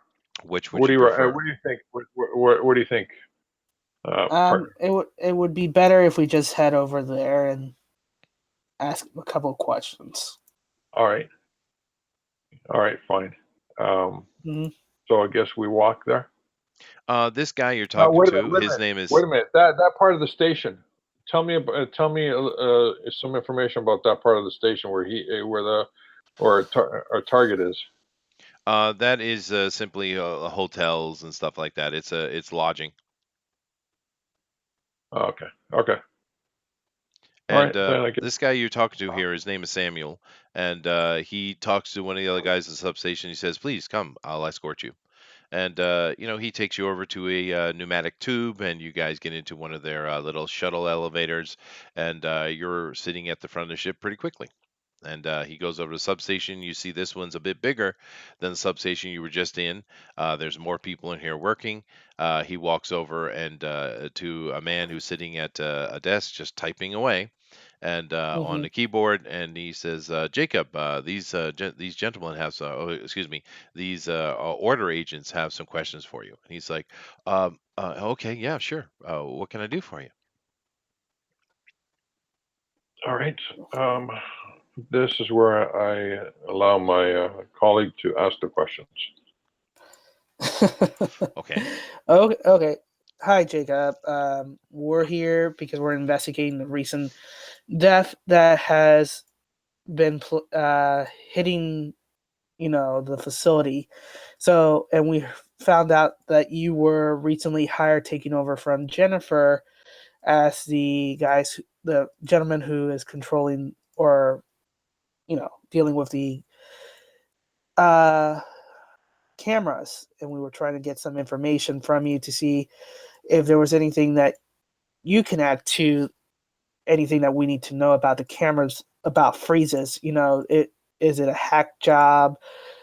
What is your expertise with these glitches that's been going on, these interference? He says, "Yeah, no, we have been having those troubles. I understand they're involved with the case." He says that his expertise mainly is in security system repair that he had had from before he took the job here on Daedalus a couple of years ago. But he was mainly working in security, trying to work himself up. He's a pretty young guy, by the way. And Hmm. he says, "But I am in training and learning how to use the cameras and stuff better, more from this side of it. He's more of a hardware guy. He's kind of training the software, basically, is what he says." All right. And then as security, before you moved over, was there anything strange or any strange incidents that you remember before these incidents started to occur? He says, no, it pretty normal stuff, other than having to deal with those damn Lotus and people. And you see Mm. that Samuel kind of looks at him sternly, and he says, well, no, no. Okay. So, what was it that these Blue Lotus were doing around that time? He looks over at Samuel, and Samuel kind of sighs and just nods his head. And he says, "Well, they just do the normal things they're doing. They're always going around and interacting with the black market. It's weird working here because we're allowed to go after anybody else, but if they're Blue Lotus or Blue Lotus connected, we're not allowed to touch them." He said, "It's bullshit." Hmm. And when you were still as a security, did it seem like they were hunting for something? Like they were looking for something? No, they're just No? a bunch of gangsters. Once again. Okay. Um, do you know which officer, security officer, would have the most dealings with these Blue Locust type? Captain, I would Just the assume. captain? Oh, okay. He doesn't really know. But he says when Jennifer left, he just an opportunity opened, and they asked him, and he took it. He was happy to try. He wants to level up. He wants to improve himself. He's a young man that's trying to you know work his way up in life. All right. Okay, I have a question for this guy. Who on the station has the knowledge for the system's operations, the computer setup and network of the computer? More than 200 people. Yeah. That list was given to you. Yeah. Okay, Um, out of the 200 people, who has the highest clearance? Well, that would have been Jennifer, but other than her, Captain Samuel, of course, and I would ask Samuel, is there anybody that's on the staff that's connected to the Blue Locust? the Blue Lotus. He says, Hmm. that's hard to say, and I'd rather not get into it. Okay, can we lean on this guy now? Because he's not being cooperative. You can do whatever you want, dude. It I am would the help us. world waiting for your response, Yeah, George. it would help us, Samuel, tremendously if we get that information. It's because looking at the security footage, they're hunting for something, meaning they're involved with whatever is going on with these bodies. Well, that is an assumption, but not Yeah, one that I don't disagree with you. The captain said, "Be yeah. cooperative 100% with you, so I shall. Come with me."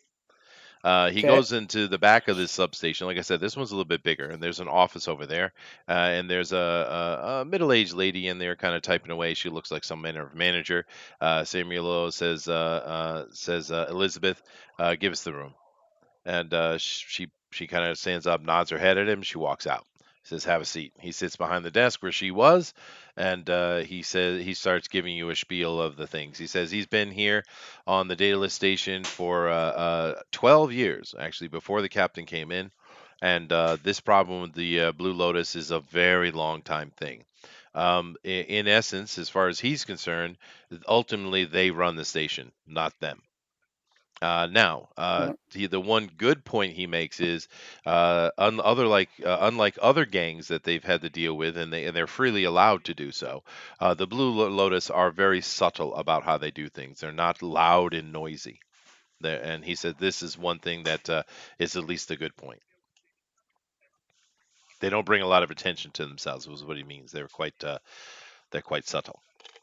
Okay, then that means I'm assuming there's a Blue Lotus manager or supervisor or leader on the station. Yes, there is. Okay, I think that is our next stop. And he says, "Well, good luck with that." And he says it's in their area, which he shows you again. It's in the back of the ship. They actually control Okay. a whole deck. It's theirs, and there's no cameras or nothing. They're not even allowed to go into it. And he says Okay. Hold that he says their point of contact is a man who's called Dr. Chen. Okay, great. Okay, so they control this deck, and this deck is just them, the Blue Lotus, or is there other personnel on this deck? He wouldn't know Okay. because, in all honesty, they were here before he came, and he's been here 12 years. Okay. Can we find the person who's in charge of the environment No, systems no, on the no. station? I know what you're going to say. I don't think it's a good idea. But go ahead. Go ahead. Well, I'm thinking that if we just lower the oxygen a little, so that way they're a little lightheaded, we can walk in there. George, there's no way they're And, going to do anything in any way to hurt the operations of this space station, dude. They're not going to do no, that. You're it's just here on focusing you're here on on a them. murder investigation. This is a homicide investigation. Thanks, babe. Some coffee too, if you don't mind. Thank you, babe. We're not going to be adding to the body No, counts this with is a that. homicide investigation, dude. This is not an Yeah. infiltration. This is not a military attack. You're here to find out about a series of deaths. This is a little different, right? Because you guys have been so focused on the Blue Lotus. Obviously, the Blue Lotus are involved here, but your main purpose, of course, is to help these people. Now, obviously, they're in a tough situation. They're being squeezed by a triad group, the Blue Lotus. You know that the Blue Lotus is one of the most powerful triad gangster mafia type groups in the system. They're very powerful. They're widespread. They got their fingers everywhere. Now it's arguable whether they are the most powerful or the most dangerous of these kind of triad type of groups. There are some warlords who might not classify technically as a mafia that are more dangerous, but these guys are known. And these people are unfortunately having to deal with the situation. They would rather not. It seems everybody you've talked to so far is pretty dedicated to their job, but they have to do what they have to do. That's kind of the All right. scene.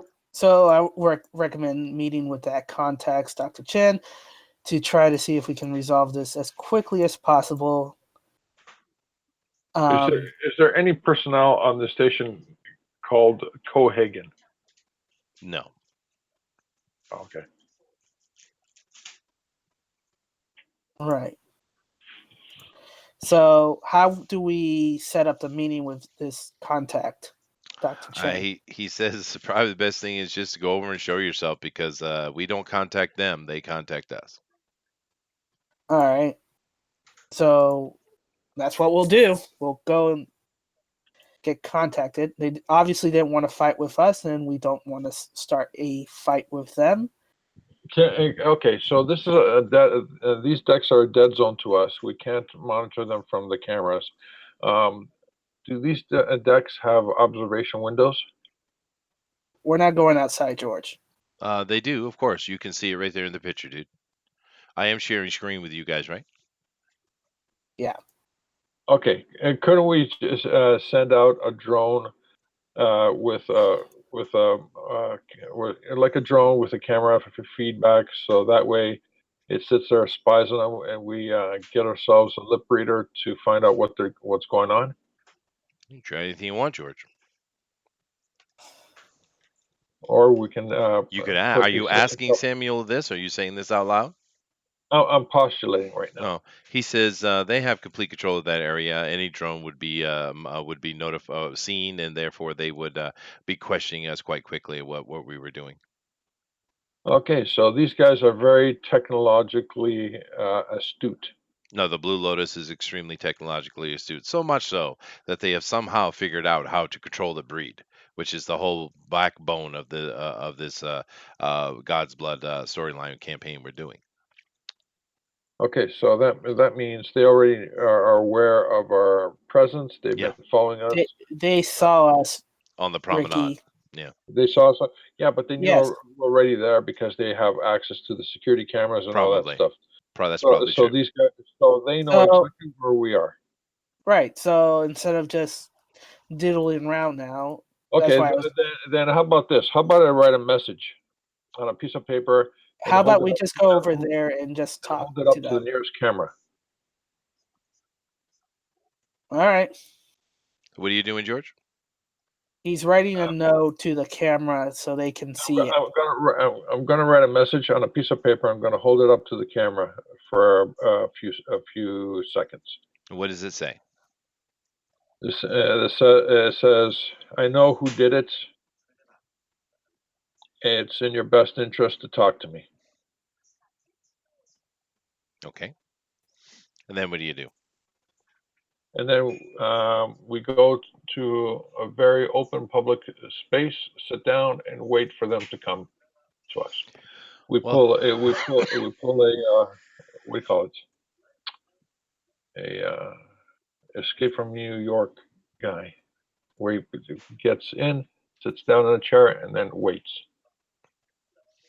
okay. Well, there are many open areas throughout this ship. I mean, this is a luxury station, so It, you can find that quite easily. Okay. While I am waiting, my my colleague is gonna go meet with the doctor. Okay. Is that what you're doing, Ragnarok? well, the reason why I mean for the doctors for the people to meet us. So if they're going to meet us regardless, then it's a waste of time trying to meet with the doctor. Well, it stands to reason there is probably different levels of Blue Lotus at play here, because the Blue Lotus are supposed to be subtle, as it was mentioned, in their operations. All these deaths are not subtle, so that means someone is not playing along with the set's modus operandi for the Blue Lotus, which means they are separate or above or beside uh, in the thinking. So somewhere in the Blue Lotus is someone who is not playing ball. So if I sit there and wait for whoever is feeling guilty enough to come talk to me, well, you're talking to someone else. We could actually find you could find the bad guy, or I could find the bad guy. Does that make sense? Because I'm using a lot of detective skills here. Mm, no, not really. I think you're easily making this complicated. That's what Red Rock would say. Um, I would just rather just smash down and beat all of them up, and then Yeah, force them to tell me yeah. what's going on. This is your method. That's true. Yeah. Um, So if you are going to smash something, can you make sure that it's not near a window? no promises. Okay. All right, just tell me So what you're doing, guys.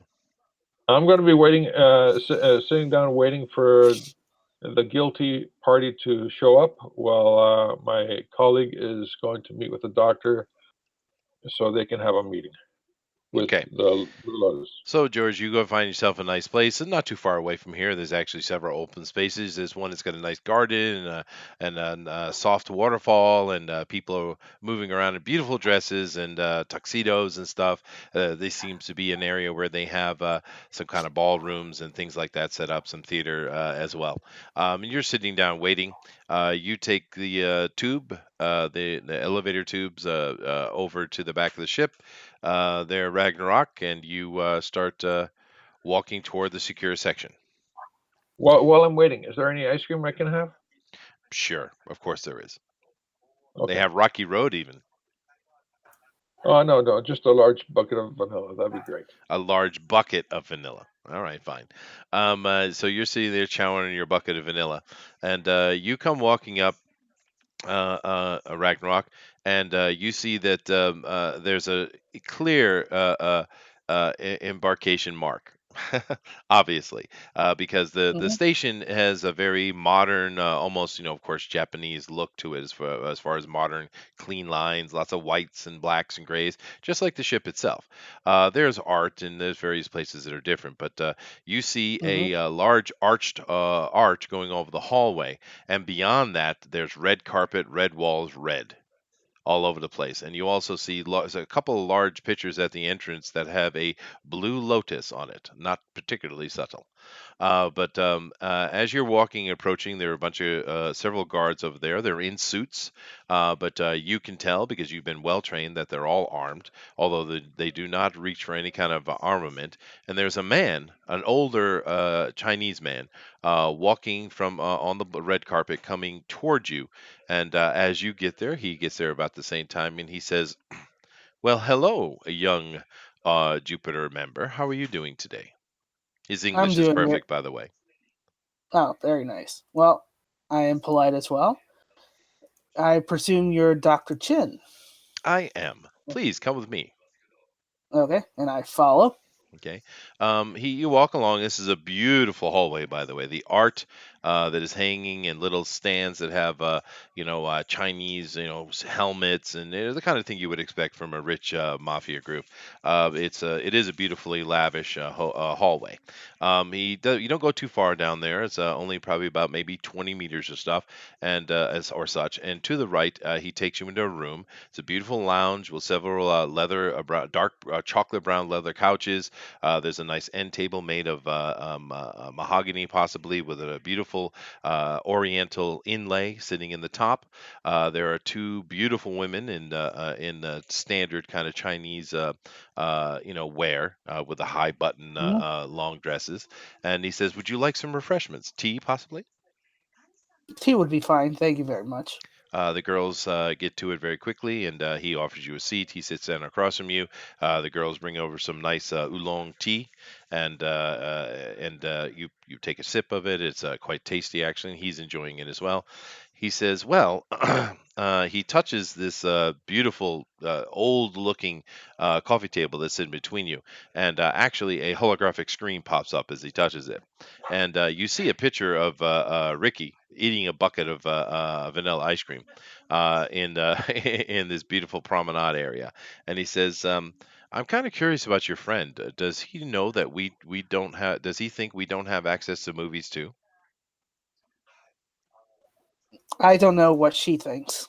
Well, um, her, uh, nevertheless, her her her train of thoughts is a mystery onto her to us as well. So I see.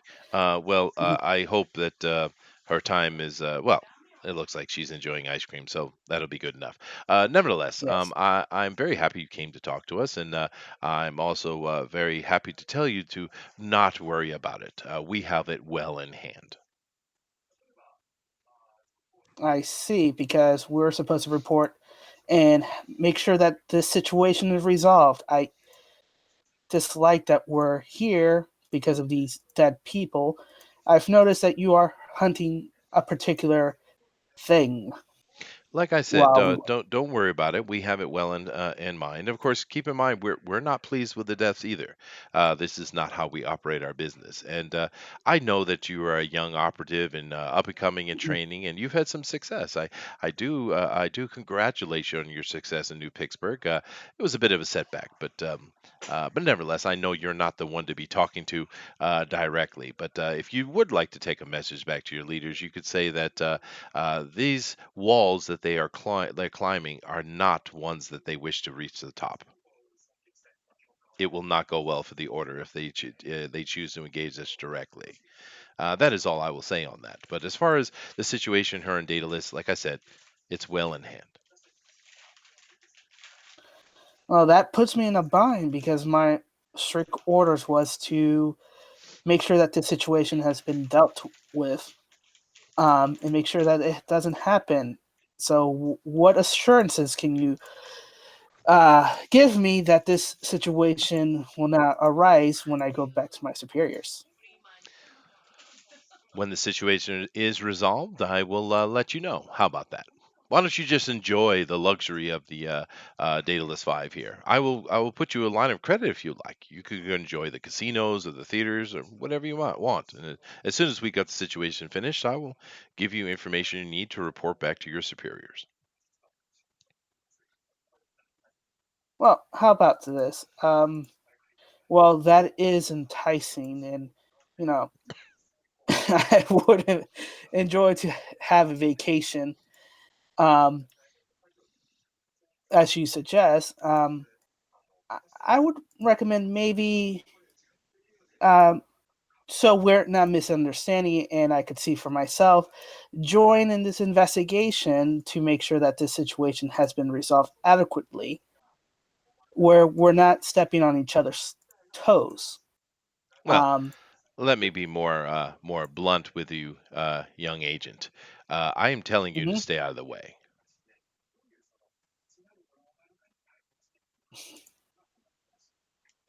mm, mm. He smiled for a moment, and he takes a long sip, just staring at Mr. Chin until without saying anything, just staring at him.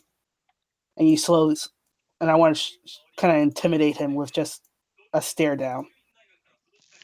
Do you have the skill intimidate, or you just want to use your psych? I guess I don't have the skills. I see. Uh, You only gave me two skills.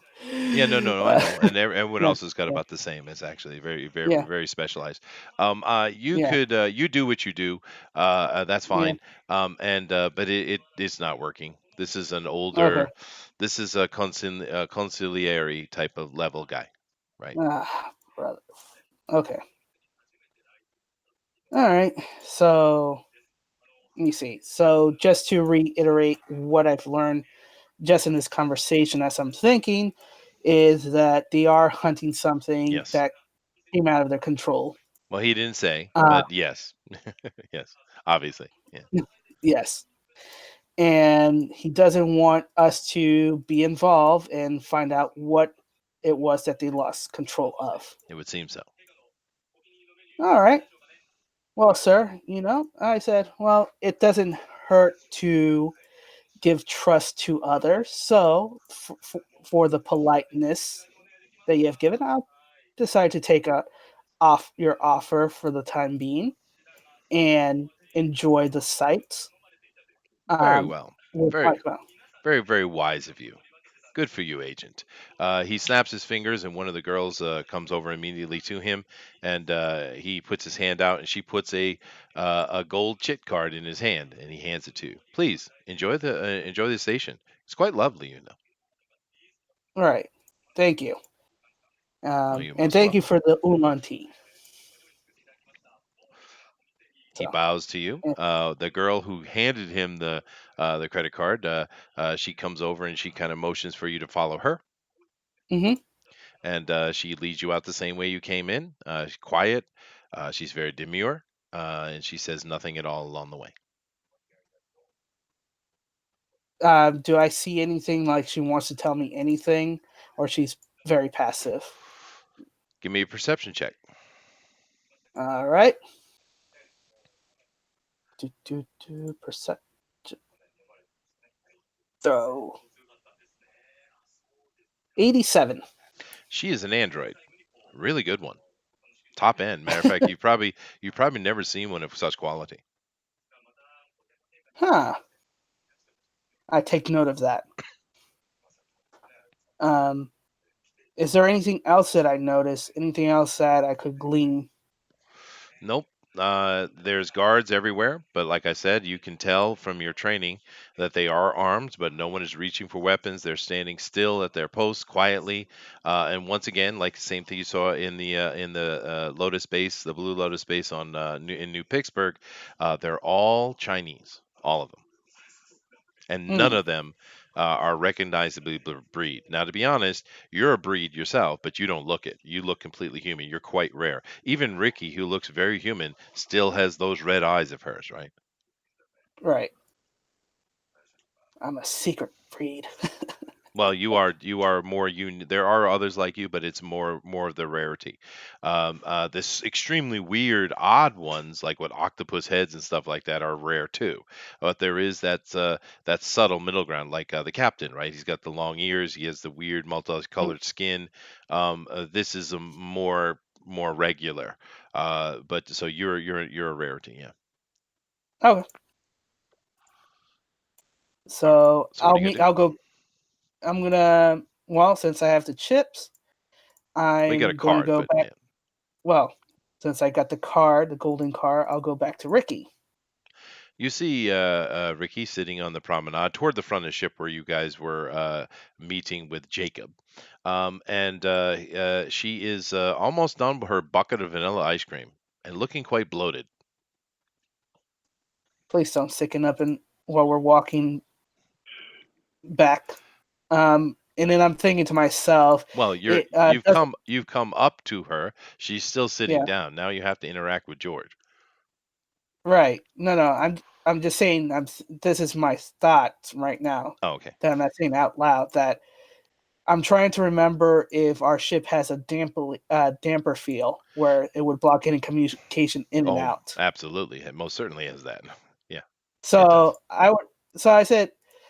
So I would tell the bloated Ricky. It's like Ricky, we ate a ton of ice cream. Let me take you back to our med bay on our ship for you to rest up a bit, and then we'll enjoy the rest of this trip as a vacation. Wink, wink. And I Well, wink, wink. I feel so sick. Can you put me on a gurney and take me to one level below the Blue Lotus's deck?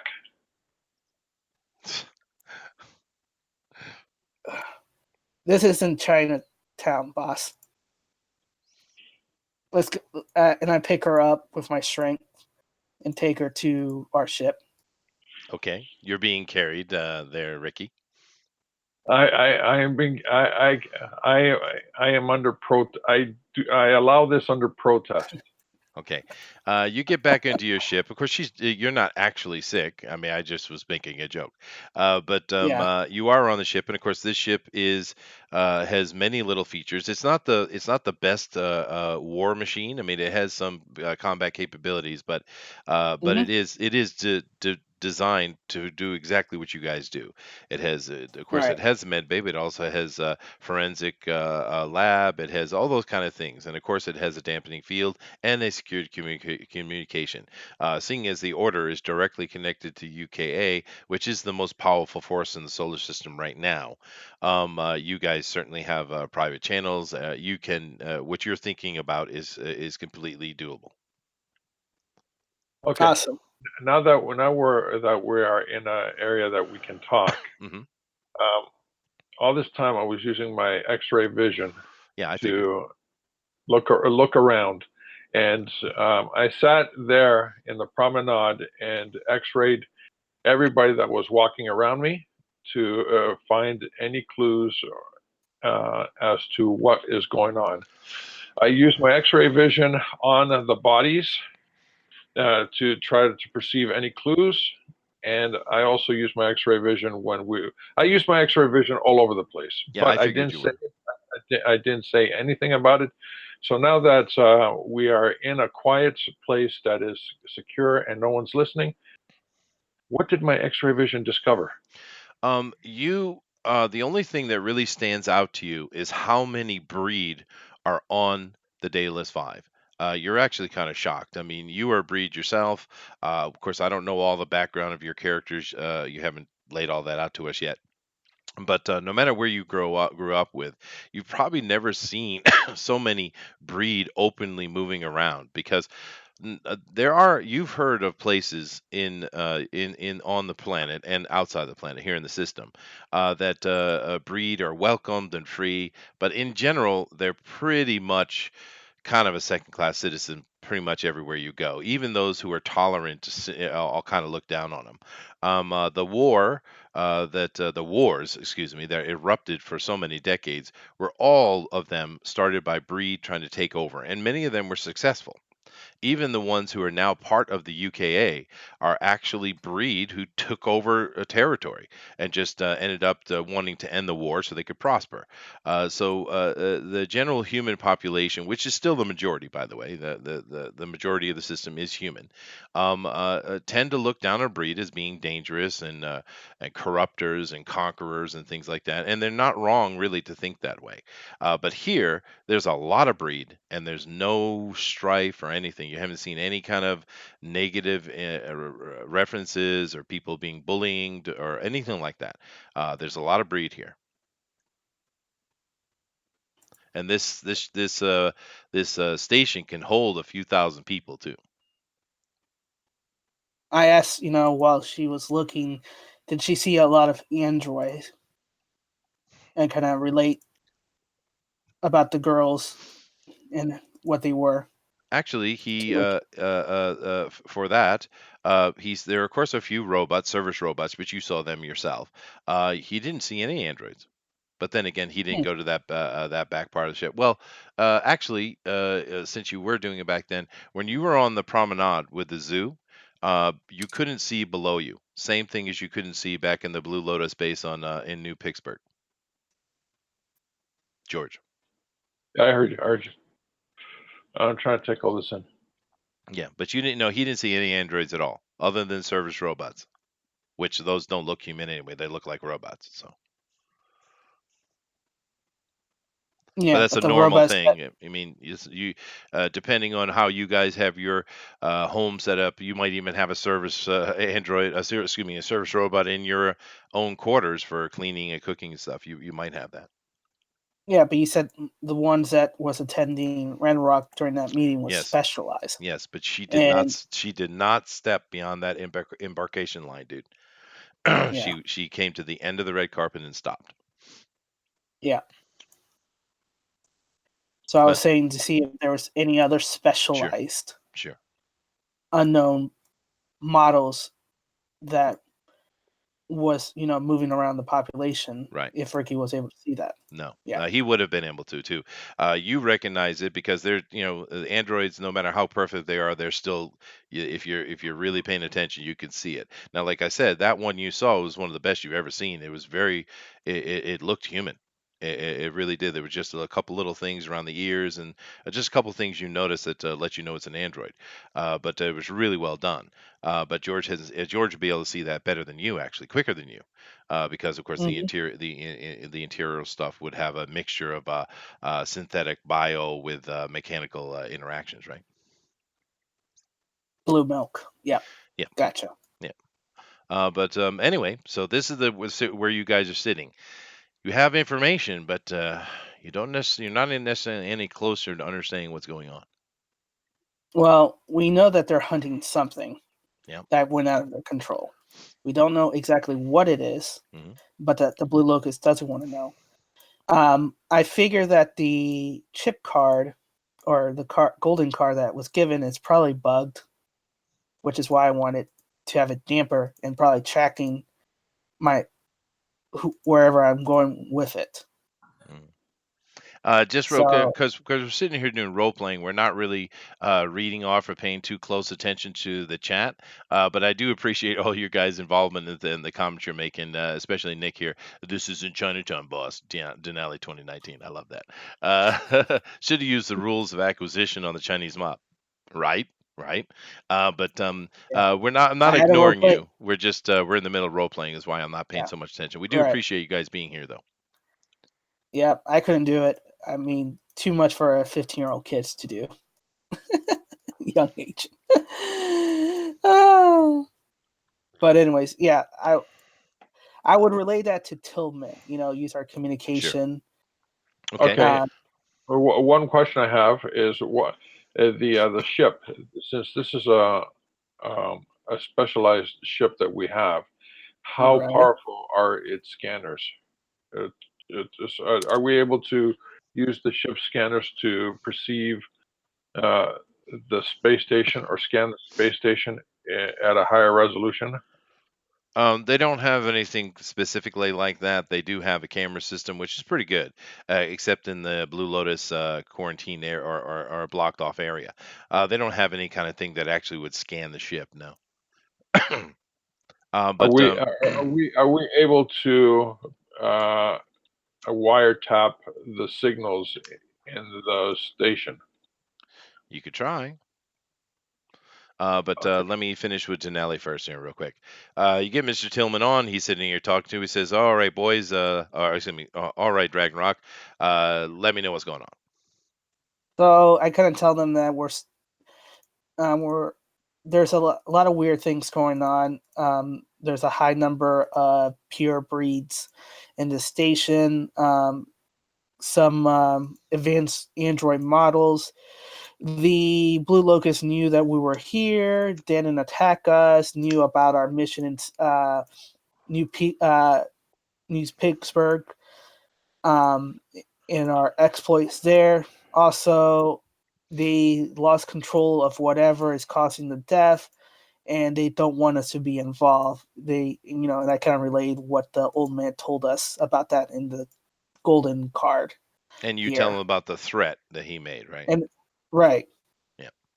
He says, well, I did talk to Captain Renner, and he let me know about the Blue Lotus situation, but that's not why I thought Blue Lotus might be involved with what's going on. But it is a sticky situation. Then again, we do need you to find out what's going on. Whether the Blue Lotus is the one who successfully deals with the issue or not is not what's important. What's important is understanding why it happened. Because I don't have any proof, but it's my gut is telling me that whatever that threat is somehow connected to what we're dealing with as far as the control of breed. I don't know why. I just feel it is. Even if it's not you who solves the mystery, as it were, I need you to understand what the mystery was. That's the most important thing right now. And So we yeah, so you want us to know what is the thing that they're hunting, that information. yes, I need to understand because I think this is integral. Okay. So you're fine with them investigating it and deal with it, but you want us to find out what it is. Well, unless I send a full task force, I don't know there's much we can do about it. Yeah. Unless you want to go and remove the Blue Lotus from the data list 5. Um, it's it's the order willing to buy a new Dalius for the people here. No. And do keep in Mm, mind that the dataless station, all of them, including this one, have always held themselves as neutral ground. They are not a part of the UKA. They are being very cooperative because they have a problem going on. Now, their Blue Lotus problem I've known about for a while, as everybody else does. And then once again, because they're unaffiliated, we can't go and clean it out because, well, they have their own problems. But that right. is, they called us in particularly. Understand that Renner called us particularly. All right. So we will enjoy ourselves waiting for them to solve it, and we'll sightsee around the area to see, and if we happen to run across whatever is causing it, we will let you know. Otherwise, we will enjoy our vacation here because I don't know if they have super hacking abilities to hack our system, and just enjoy ourselves and take at their words that they've resolved the issue, Mr. Tillman. Uh, Does this ship come with any life model decoys? no. Okay. He says, "Well, I expect a little more involvement from you, but Well, whatever you think's we're best, gonna go. Agent. You are in the field." We're just gonna take the zoo, go to some locations, interesting locations, that sort of thing. You know, enjoy our time here. Very well. Keep me informed. We'll do Tillman so. out. And he Hmm. clicks off the screen. What are All you guys right. going to do? I just want to scan if they actually have a tracker on this card. Most certainly do. Yeah. All right. Not only is it scanning your every location and movement, it's also, of course, it has the natural scanning, just simply of the transfer of digital monies and such, obviously. But it does have a tracker on it. Matter of fact, you're pretty sure that they just tracked your conversation. That's why we had a damper feel on. Yes, I know, but you brought it inside the ship. Okay. I thought that would block it, so that's why I was saying damper. It was a good idea to check if there was a tracking device on it. You just should have done that first. But it doesn't matter anyway. Your conversation was very cryptic, and I was assuming you did that on purpose. Right. That's what I was saying. Yep. Okay. So I looked at Ricky. I said, Ricky, I'm going to enjoy myself and do some sightseeing. Uh, you can eat more ice cream, or you can look around Is yourself. is that really what you want to do? I'm being cryptic. Oh, I see. Around the thing. I get Or it. I'm sorry. yes, Go ahead. yes, yes, yes. So okay, so that's what I'm saying. I'm being cryptic, but I'm really saying, Ricky, you're going to need to use your espion, your skills to kind of um, find clues about the things that they're hunting, while I keep them as a distraction and myself being enjoying myself. When you find something, let me know. Where we can go together. But I'm trusting you to find what they're looking for, and I'm going to continue being a distraction. That's what I'm saying cryptically. I get it. Okay. Yeah. So you're going to go off and act like you're having a good time, and Ricky's going to go do something. Do something. Okay, Ricky. So what are you doing? Um, so my colleague is off. I'm gonna place a tracking device unknown to my colleague. Um, Secondly, I am going to get myself an EVS support suit and take a spacewalk. Okay. Now you say you're going to use a tracking device. Be more specific, please. Um, I created a jury-rigged tracking device. You don't have to. You Actually, guys no, have I didn't. access.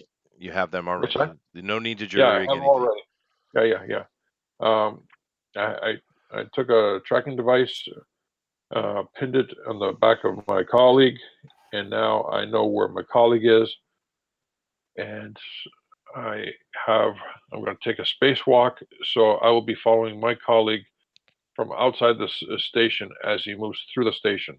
At the same time, I'll be using my X-ray vision to pay attention to who is actually following my colleague from a distance, so that way they don't become suspicious, and I'll be able to pick up just who is should be a person of interest. Okay. You do this for coming on 2 hours. You walk around the outside of the station. You see some maintenance people on the outside doing their work, and they kind of look at you sideways. It's like, "Well, what the hell are you walking on the outside of the station for?" Uh, they just ignore you and go back to their work. Although a couple of them do report it, and then whatever the response is, they just go back to their work. So whoever's with the security is telling them to let them be. Uh, so. You follow him around for near 2 hours, and Ragnarok is enjoying himself. He's gone to casinos. He's gone and he's seen some little street fair type of magic acts. He's doing all kind of fun stuff. No one's following him. You don't see anything odd at all. And I'm talking to the bartenders and Okay. What do you say to the trying to get. bartenders? I'm trying to get them to give me a drink, but I don't know because they've been underage. But maybe because of the car, they're going to give me a drink. Oh, they'll give you a drink, no problem, dude.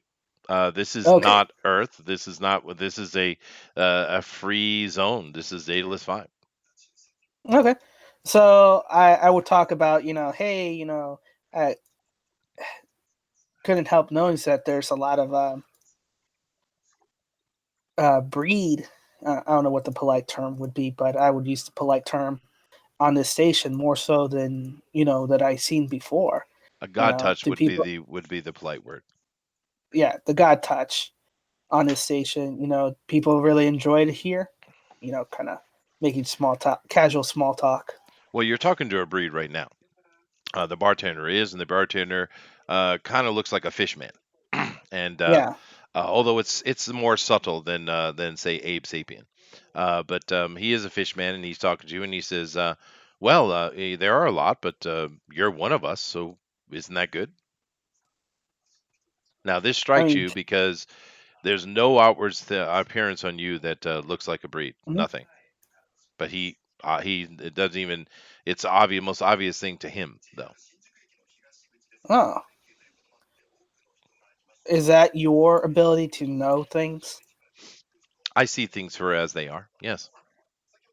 And then, oh, okay. That turns gears to see how he could use an advantage. And he start making. He's like, so what? So what do you see on this station? You know, what's your thoughts about what's been going on in recent days? Oh, you mean you're talking about all the killings that you're trying to keep quiet? Yeah, it's weird. What's your thought about it? You know, do you think it's an animal, person? I don't know. I haven't seen anyone that's come across me whose truth shows me as being something capable of that. I've seen some dangerous people come across here, of course, but I haven't seen anything like that. But there's not.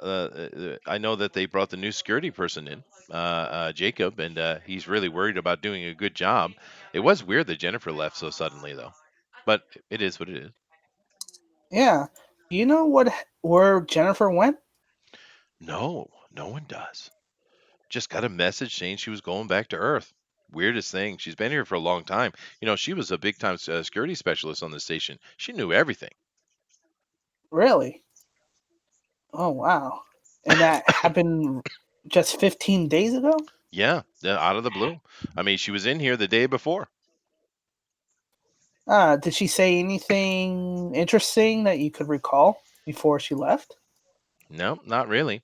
Man, I'm just a bartender, and I talk to her just like anybody else. She's an employee, so we tend to talk a little bit more than the average customer. But yeah, I like Well, Jennifer. She was a nice girl, a real pretty thing. oh, were you sweet on her? Oh no, no, definitely not my type. Not your type. Oh, okay. You're more of the sirens. I get you. He chuckles. um, so I see that. Has there been any? I see that the locusts were visiting the zoo recently. You know, have you noticed anything particular about the zoo? No, not Um, particularly. I've seen it a few times. I mean, I've been here over 20 years. This was safe oh, refuge. He said I came here with the that first migration long ago, and I've oh, been here ever really? since. So yeah. Can you tell me about the first migration? Oh well, during the wars, they got really bad, and a lot of our kind were being persecuted, not only by the humans but by other breed who wanted to get rid of the threat, I guess. And a lot of us found opportunity with the Daedalus Corporation, who was trying to help us out. They were real nice about it, and a bunch of us migrated off Earth, and we went to the various Daedalus stations. You can find us at all of them. I see. Let me see. Can I roll for an insight? Like, does something struck me as insightful that whatever he said that would pertain to what we're looking for? Um, he's not lying. He's just talking. Is Yeah, but he? I'm just trying to see if there's any connection that I can glean out from what he's talking that would relate to what we're doing. Well, I mean, I guess the fact that he's talking about two people that are involved in your case is certainly interesting. Yeah. But then again, the security apparatus here is only about less than 300 people. The vast majority of them have access to security systems, as they would because they have to.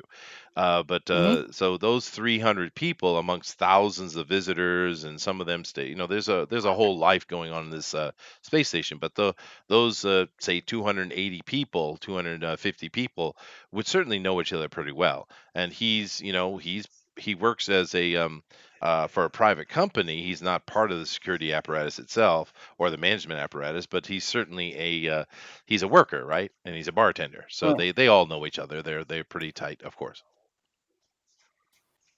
So I as would one would ask, be. do you know who would know what happened to Jennifer?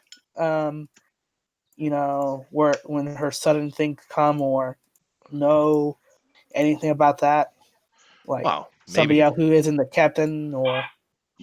check Maybe up on anything Randall, like. but he's dead. Oh, when did Randall pass away? Now that pops up to you because the first death on the list was a man named Randall. Ah, I see. Well, wow, that's totally bummer. Yeah, it is. Those two Uh, seem to be pretty well in love too. Really weird. She disappeared. He was all distraught, and then he died. What? Just 6 days later. wow. Um, would there be anyone else that would know besides Randall? Hmm. Maybe Samuel, but I don't know. They've been broken up for years. I don't know. Maybe So Samuel and Jennifer or Jessica was Jennifer. a couple. Jennifer was a couple. Oh, years ago. Yeah. Oh, interesting. Um, and was Samuel part of the Blue Locust? Who Or knows around here? I never cared much for Samuel though. He's a bit of an ass, stuck up prick. oh, But I see. it takes all types. But as far as the Blue Lotus, I mean, they've controlled this place from since I've been here. They were here before I got here. Matter of fact, I've heard rumors. I don't know, keep it to yourself. But I've heard rumors that the Daedalus Corporation is Blue Lotus. Oh, wow, that's interesting. I'll definitely leave it to myself.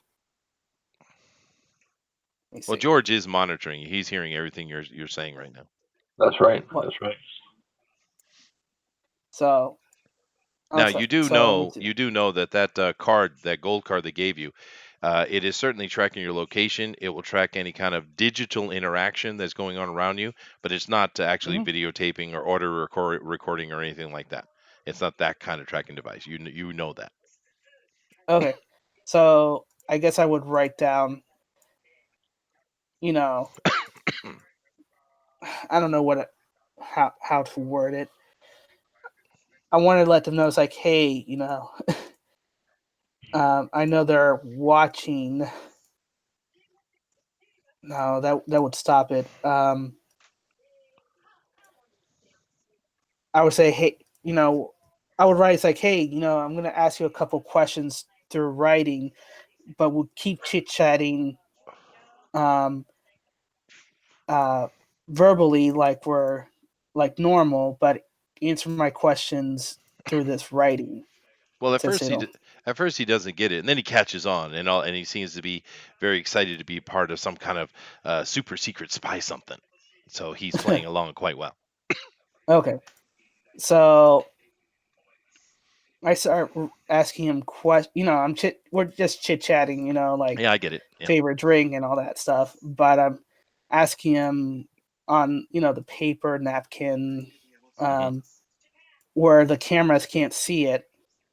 You know, um, about it's like, do you recognize any of these other names? And I'm telling him about the other victims. What he can tell me about those victims. No, just Randall.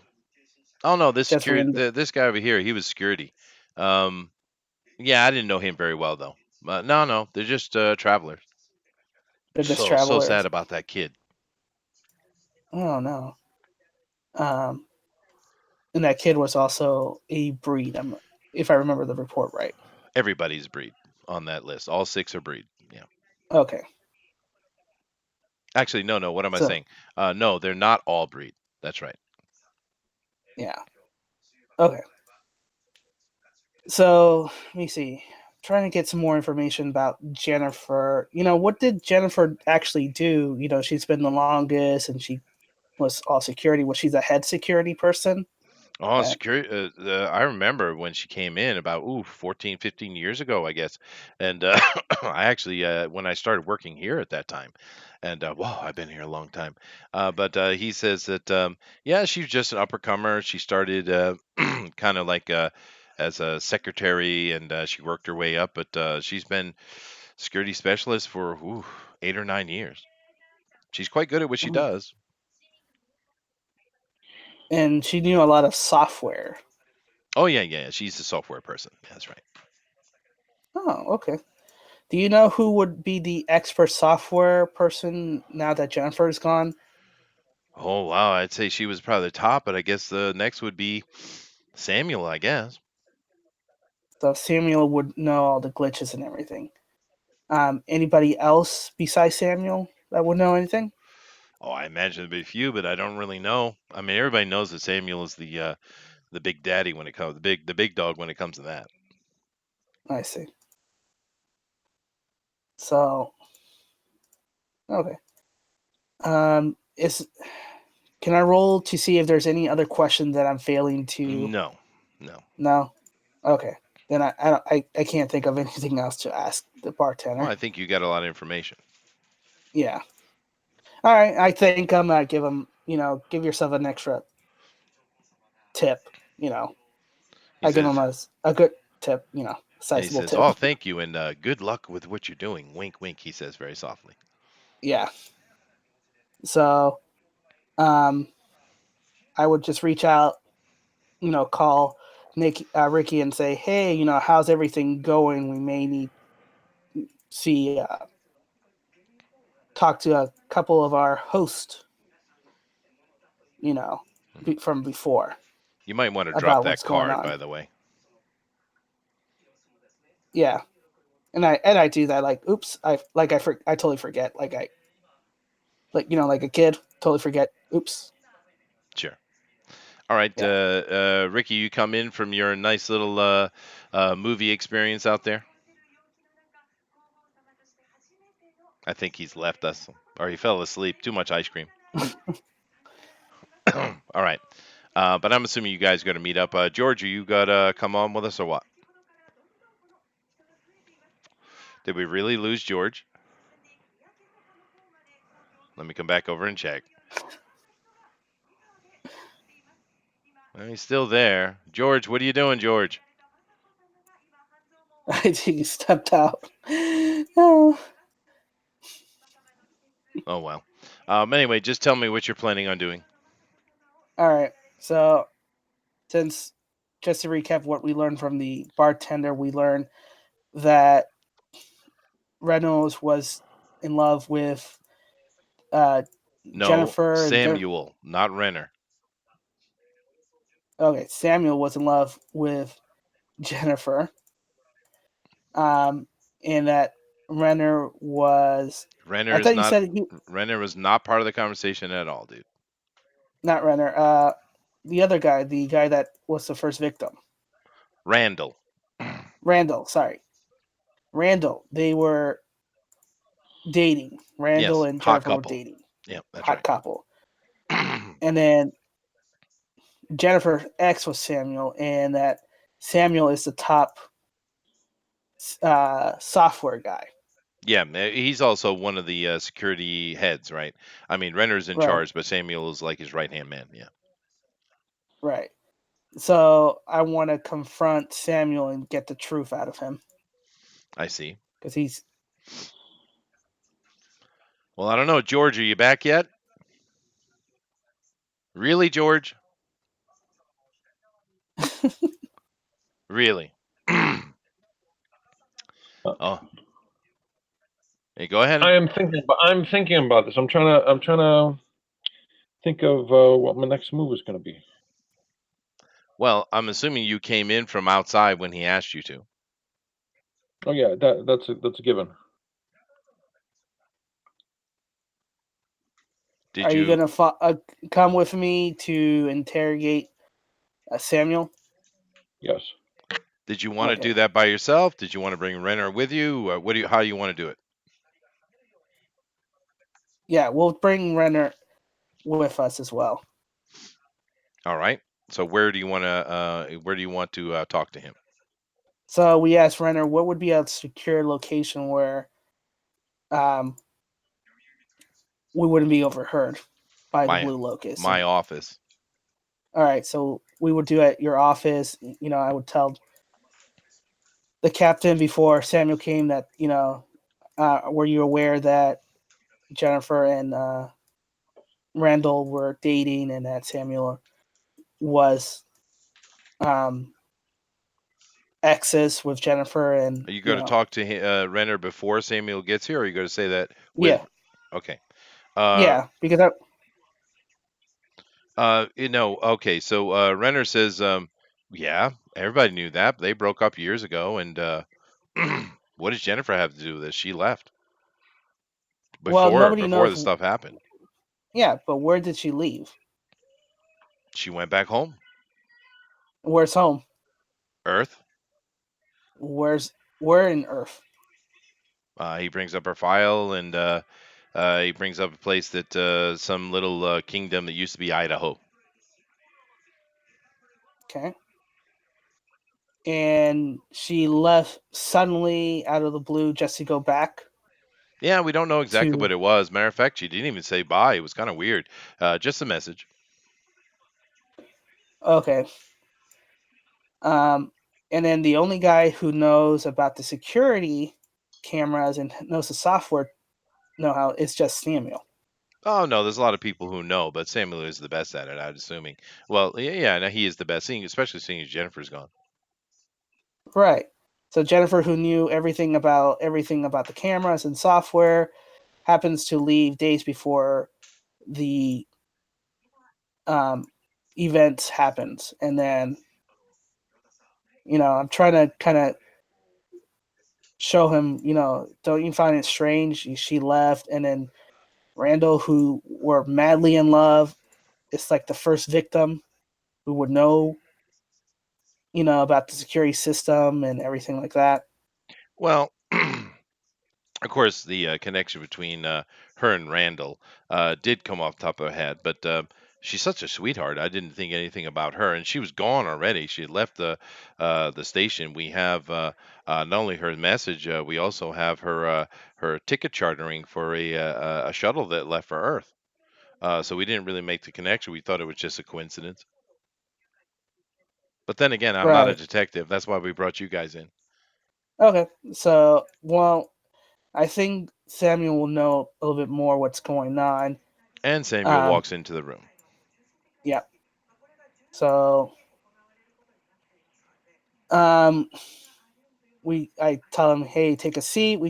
I got some inform. Was investigating a bit further. What's going on? Got some information that I want to kind of get an answer from you, Samuel. Well, he kind of looks Uh, over at Renner suspiciously, and Renner just kind of nods his head and moves his hand down and just say, "I'll take a seat," trying to comfort him. So he does. yeah. All right. So, I start relating kind of like, hey, I found out about this and, Well, no, ask the you know, directions. Ask the questions directly. all right. So it's like, so Jennifer, right? Yes, we dated for many years. All right. And she was the head tech person, security person, right? She was very skilled. Yeah. Okay. So once she left, that would make you the number two that would know everything, Well, or number one. I am the Yeah. probably the top specialist at things like that. But what does that have to do with anything? Well, I kind of find it coincidence that the first victim was Randall. We broke up years ago. I don't care about that. Uh huh. Give me your perception check. Okay. Actually, I think George is the one who should make that roll. Okay. Give me a sec. I'm gonna bring up my roller. Uh, Do you still want me to do that perception check as No, well, or no, do you just want? it's too subtle for you to notice. George is trained for this. Okay. Do, do, do, Come on, do. George, give me your percentage roll, dude. yeah. I gotta get my share screen on it. Okay. Clear. To throw, and I got 88. Okay, you have an incredible intuition. Plus, with your detective espionage puts up to amazing, which is pretty amazing. Yeah, he's obviously lying. He cares. You can see the tension in his muscles, a slight blush to his face. By the way, this guy's human. He's not a breed. And He's obviously cares about the fact that she was dating Randall. That he cares because he said it didn't matter. They broke up years ago. It doesn't matter. But that was a lie. Uh-huh.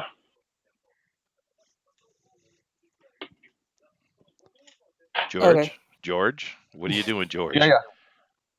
What am I doing? Um, I'm gonna pressure the guy, telling him that he's lying to us, and it's not gonna look good So for him. don't tell me what you're doing. Do it. Okay, I'm pressuring the guy, No, and say it. You're talking to him. Talk to him. I'm him. oh, okay, sorry. Okay, look, kid, you're not telling us the truth. We know what's going on, and we need you to confess to this. Otherwise, we're gonna have to actually get tough. He shuffles in his seat slightly, and he says, "I have no idea what you're talking about." Look, kid, we know you're lying. We know you're lying. We already caught you in a lie. He doesn't say anything. Renner looks over to him and says, "What are you lying about? What's going on, Samuel?" He says nothing. So he, so would I be able to interpret it like, oh, he does care. He's lying Yeah, no, it's about, quite obvious to you now. Yeah. yeah. And I'm saying he's lying that he cares, that in a jealous rage he conspired to deal with whatever happens, um, and get his person Randall out of the way, kind of deal. um, he says, "I have done nothing of the sort, and you have no proof of it. How dare you accuse me?"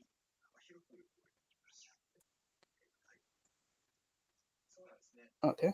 Is there any changes? Is he being truthful? Seemed honest enough. Okay. Another perception roll, or Nope, that's obvious. it's Okay. obvious. Yeah. All right. So, you know, All right. well, that's no. It's like you're quite right. My mistake. You know, um, that's just what comes to mind when people hesitate. Answering questions. You know, we make uh these ideas starts forming in our heads. And it makes people look bad. So we don't want to do that. So we're asking you to answer honestly. He says, he looks over at Renner and says, "Really? I don't have time for this. I'm busy. I got a station to run. I mean, can we be done with this already?" Okay. I'm gonna I'm gonna put it on the line here. Listen, kid, if you're gonna not talk to us, you're not gonna tell us anything. We're gonna spread rumors around the station that you have confessed, and you're gonna be number one target with everybody here. Confess So to either. what? What are you talking about? Who is this lunatic?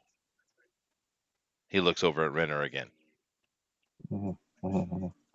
Okay, we know you're lying.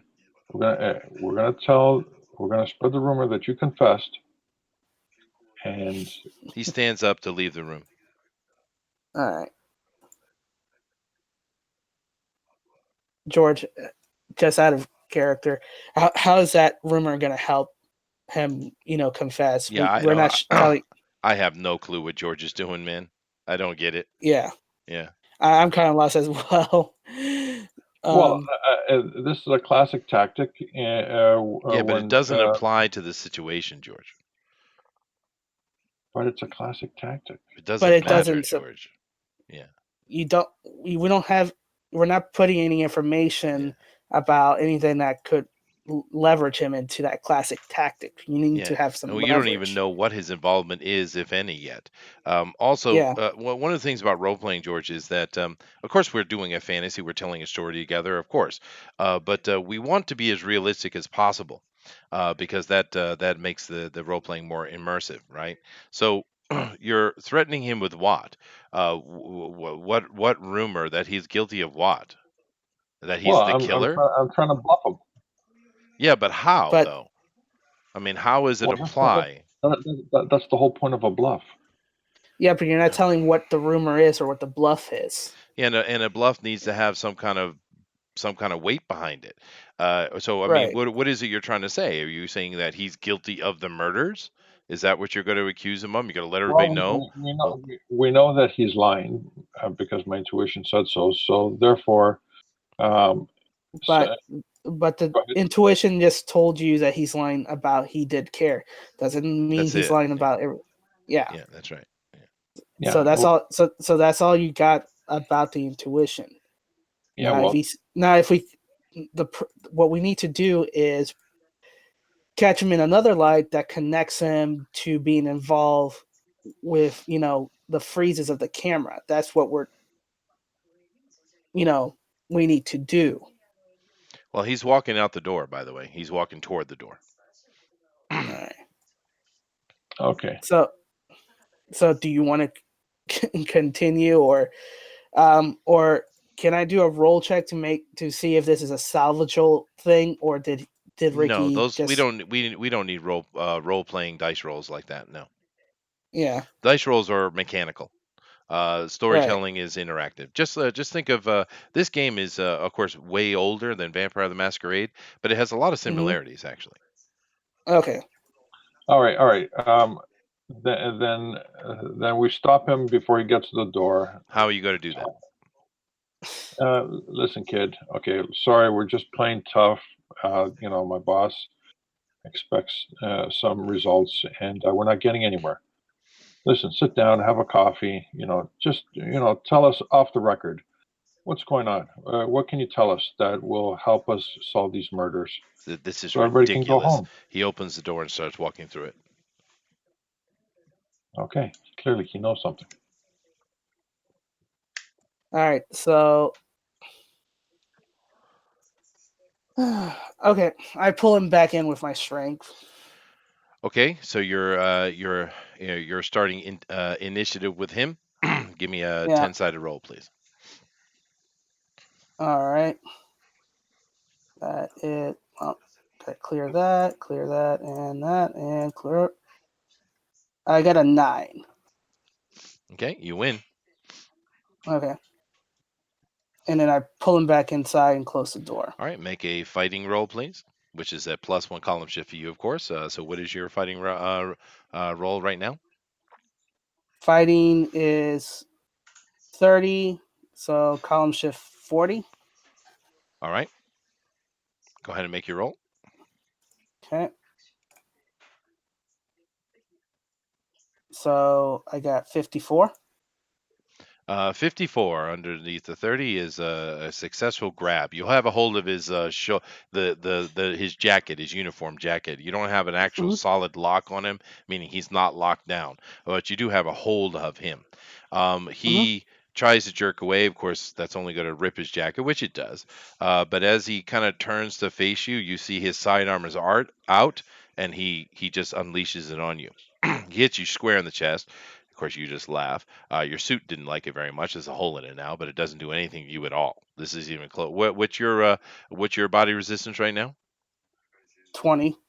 Yeah. Okay. Well, actually, let me make a roll real quick. All right. Yeah. It doesn't hurt you at all. It does damage the suit, but which he looks a little bit surprised, and then he becomes angry. Renner stands up and is yelling at him. Stand down, man. Stand down. What are you gonna do? Because you're He hurt standing in my. the doorway with him. Ricky is standing behind you, and Renner, of course, is now I, standing I, behind his desk. I just want to.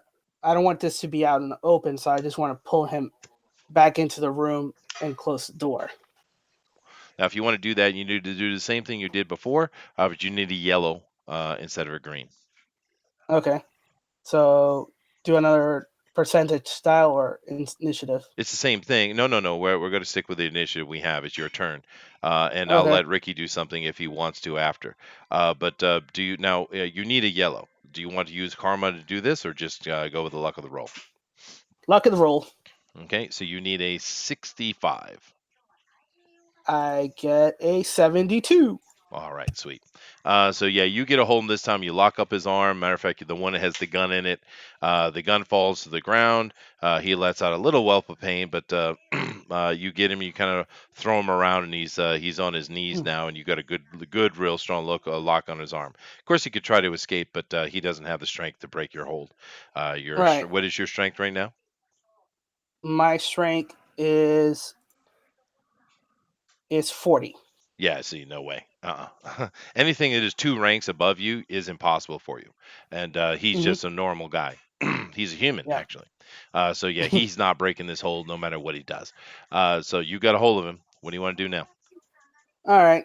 Well, So hold on. I Let kind me of see, hold. Ricky. Are you going to do anything, or just let the boy handle it? No, I'm going to sit back and watch. All right. All right. So my character right now it looks kind of is annoyed. One because he got shot at. Sure. Two because Ricky made a mess of things where we could have just talked about it and not have this. So I know that Renard's not happy about the whole situation.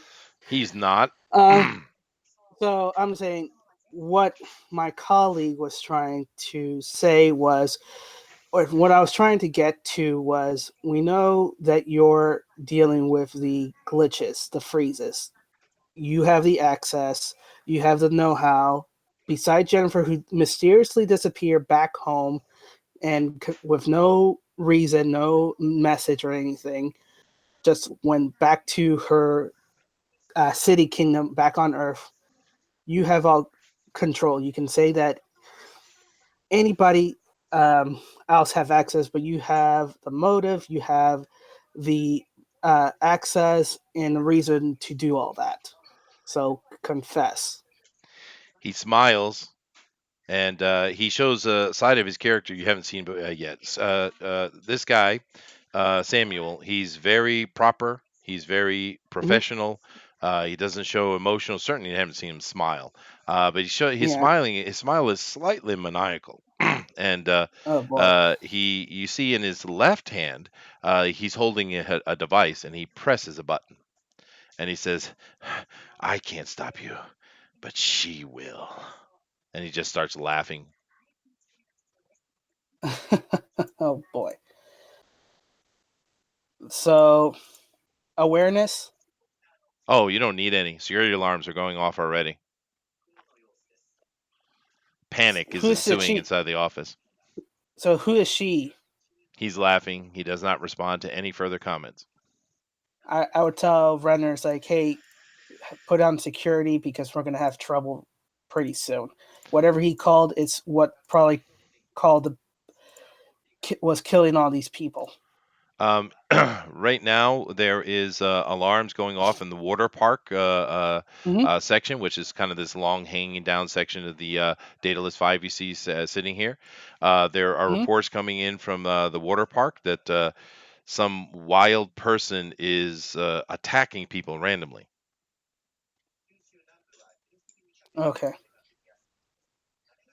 So I would say, Ryder, do you have somebody to hold him for further interrogations? Yes, I will take care of it. And he motions for a couple guards to come into the office. Okay. And Once this, they and he's not secure, putting up any kind of resistance whatsoever, by the way. And Raynor right, takes that device out of his hand and starts looking at it. right. Um, I wanted like, it's does my tapper is able to scan the device? I'm sorry, your what? Tapper device, communicator. You mean your tablet? Yeah. Oh, I see.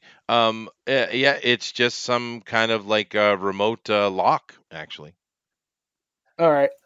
So while they're okay, so it's a remote lock. And then I tell Ricky, let's head quickly over to subdue that wild woman before anybody gets hurt Okay, get and the uh, blue locust gets the Blue involved. Lotus. You guys take the tubes. You head over. Renner's taking care of him. A couple of security guards have come with you.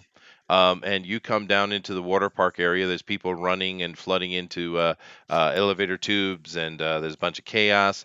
And you see down below you, in front of the slippery slide, of course, there's a lady, and she's holding on to someone, and she seems to be.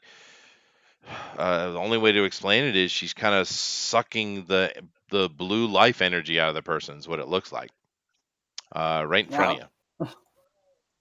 I Go ahead. rush in to stop her. Okay. As you running toward her, you're a bit of a distance away.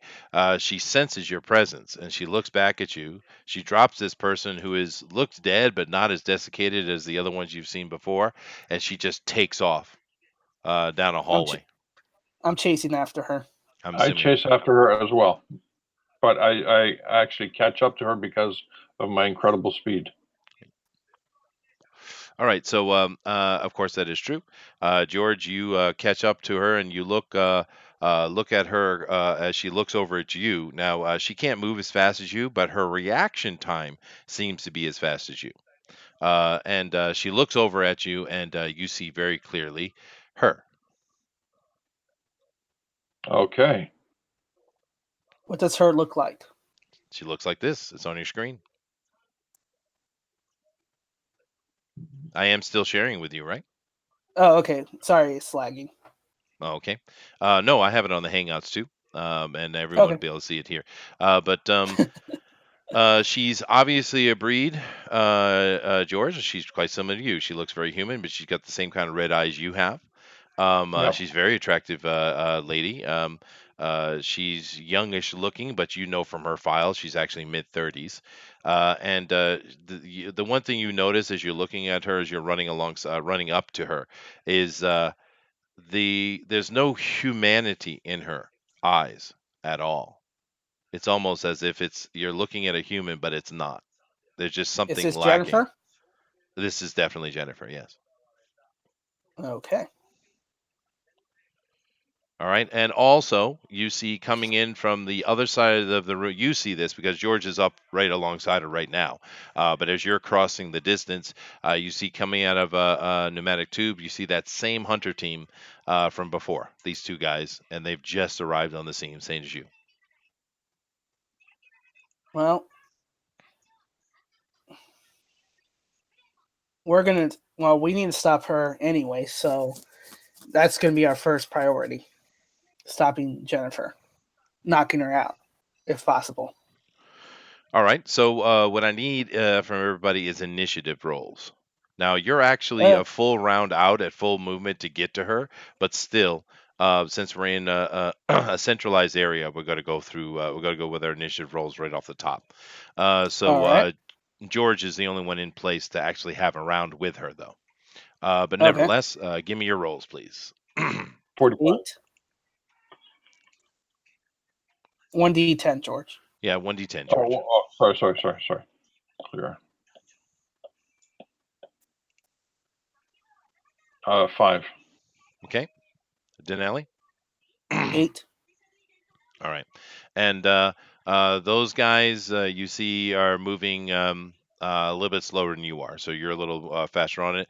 And they're about a similar distance just on the other side of the room. So next round, you guys will be in the same area. They're running toward her as well. Okay. But George, you have a round. Now she won the round. She has a 9. Now, like I said, George, you're faster than her. You are a speedster. But her reaction time is about equal to yours, actually. She's very fast in her movement, and she actually kind of stops in her tracks and turns to face you in movement, and she rakes up with her left hand at you. And as she does, you notice her fingers turn into these like blackened talons. Literally, there's no claws growing. Her fingers change into talons, like spikes almost, and she just rakes at you as hard as she can. And let me make a roll for it here. All right. And she strikes across your chest. Now, George, I know you have some armor on. What do you have? A sec. Let me bring it up. I have. Where am I looking at? Sorry. Your armor. You bought some like some kind of armor I gave you, right? Like a beta cloth armor. It's got to be under Yeah. equipment, George. Okay. Hold on a second. Equipment. Dun, dun, dun, dun. Okay, I'm confused. I don't know where the equipment is. On your sheet somewhere, it's going to have down armor. You wrote it down. I'm sure I gave it to you.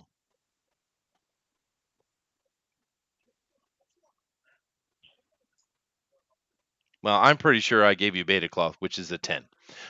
Anyway, so she rakes at you. She hits you, and the armor is of course, absorbing it. But you notice that as she hits the armor, she kind of digs her claws in, trying to rip through the armor. Let's see if she can do that. All right, she actually rips a huge section of the armor. The chest section has just been ripped right off by her. You do take 10 points of damage from her, but that you are now exposed on your chest, just so you know that. So you take Okay. 10 points of damage, George. And your attack, George. Now, of course, Denali and the Blue Lotus Strike Team are moving into position. You're actually kind of running alongside each other, Denali. Did you want to do anything or just ignore them? They seem to be Um, ignoring you. They're focusing on her completely. yeah, we're right now we're trying to just race each other to get to her. Okay. So, George, take your round. Okay. Okay. D10. Okay. Give me a sec. Clear. Da-da. And I throw it, and I got 93. Okay. Now, what are you doing, George? You got to tell me what your attack is, George. Okay. My attack is my laser eyes or my light eyes. I shoot point blank at her. Okay. So you use your She- laser eyes, and what is the power rank of your laser ability? Give me a sec. My energy emission is a good 10. Okay. You hit her, George, and you hit her square in her right shoulder, actually, and you see you burn a hole right through her shoulder. But as soon as your blast shuts off, she heals instantly. Matter of fact, you've never seen regeneration that fast.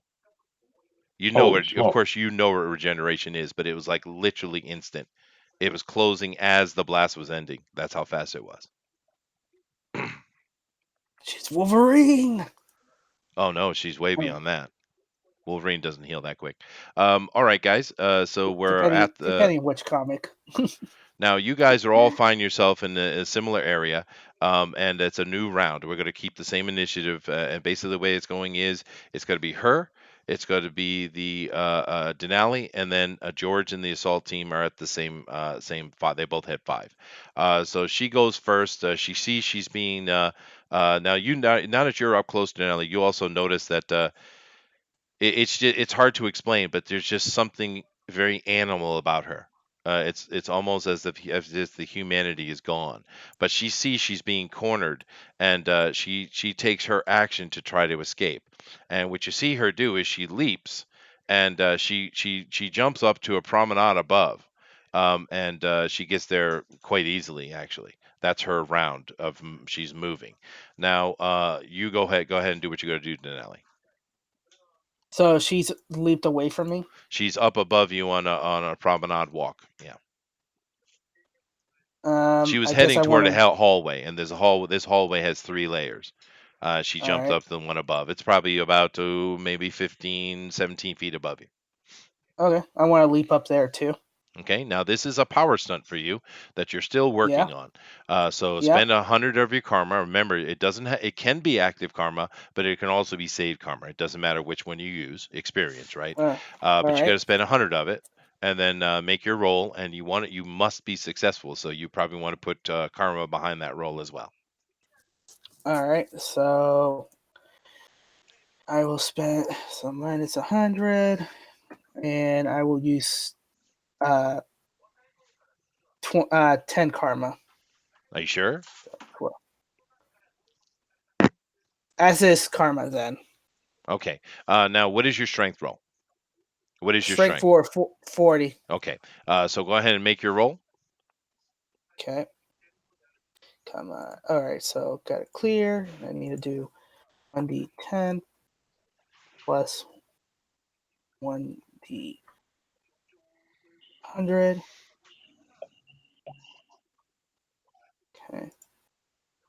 And throw it. 99. All right, sweet. You lose 10 karma off of your Okay. act. This is active karma, right? You take Okay. that out of your active karma and go down to your hyper leaping and write down or I don't know how you're marking it, but put down your second check mark. Remember, you have to do this 5 times and it'll become a permanent ability of yours. So you've done it successfully twice now. Oh, Okay. so not out of 4, so two, So so you have 5 times. three more times you have to do it successfully. So it's another a Okay. minimum of 300 experience to get it. But anyway, you're able to leap up, and you're taking a movement where she's just trying to move. So you leap Hmm. up next to her, you land next to her, and you therefore, of course, you have an action as well. What do you want to do? Try to stun her if I can not How so? knock her out. Um, I mean, just punch her. yeah, Okay. or Uh, or or stun her with martial arts. well, there you can try to go for a specific a red roll, but I Hmm. wouldn't suggest that, dude. Just hit her. Okay, Yeah, then I because will you're do that. really limiting yourself by doing that. Because if you make your fighting roll and you don't get a red, you just miss, right? Okay, So better just so to I'll hit her. punch her. So the only question All I right. have is, are you holding back at all? Are you pulling your punch, or are you just going full force? I'm pulling enough that I know that if I hit her hard, that she gets knocked out. Because I just You have no because I idea what her power levels are, dude. You have no all idea. right, then I go full force and hope that she survives it. Because Okay. I just rolled a 99. All right. And what is your? It doesn't matter, but I'm just curious. What is your fighting, please? 40. For you have a 40 plus one, so 50. Yeah. Okay. You punch into her. You hit her very solid. You do 40 points of damage to her. Let me make her rolls real quick. Okay. Okay. All right. You do not stun her, but you do slam her. Now, what happens with this is you come up and you punch her. You notice the same thing George did. When you hit her, you do extensive damage. You hit her right in the face, and you actually rip skin off and break bone. You're extremely powerful, right? I mean, you can literally Hmm. hit people with trucks if you'd like. So you do an incredible amount of damage. If she was human, she's full on dead, but she heals almost instantly as if it was nothing. But the problem is, you see this healing as she's flying away. She actually falls off this promenade that you're walking on back across from where these guys are. It actually goes, and she's on the other side of the promenade. On the there's like a hallway, and there's 3 levels here, right? So you literally All right. punched her across the hallway, across open space, and she smashes into a wall on the other side and falls into a lump on the floor. She's not knocked out; she's getting up, but you hit her hard. All right. Mm. So George and the strike team. The strike team, you see, George, that they see this happen, and what they do is they turn on these little jump jets. They're not flying jets, but they're little jump jets, and they get up to the balcony where she is. Now you can't see this, George, but as soon as they land above you, you're doing the same thing. You're moving at the same time, but you don't have leaping, and you just hear automatic weapon fire just going off, and you see they just laying into her hard, dude. They're not even playing. The wall is just being torn up, and her body is lurching back and forth as these bullets just rip into her. George, what are you doing? Um,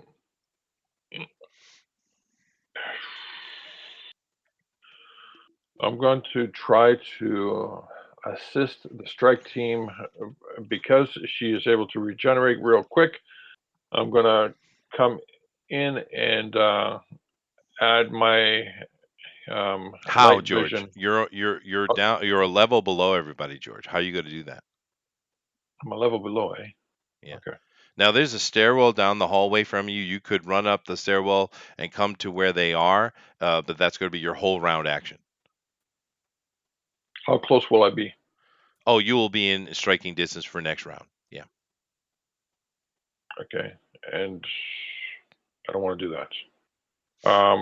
I'm gonna run below their level and They're directly above you, George. They literally Oh, went straight up. they're They're directly directly above me. above you, Sorry, sorry, George. sorry. Yeah.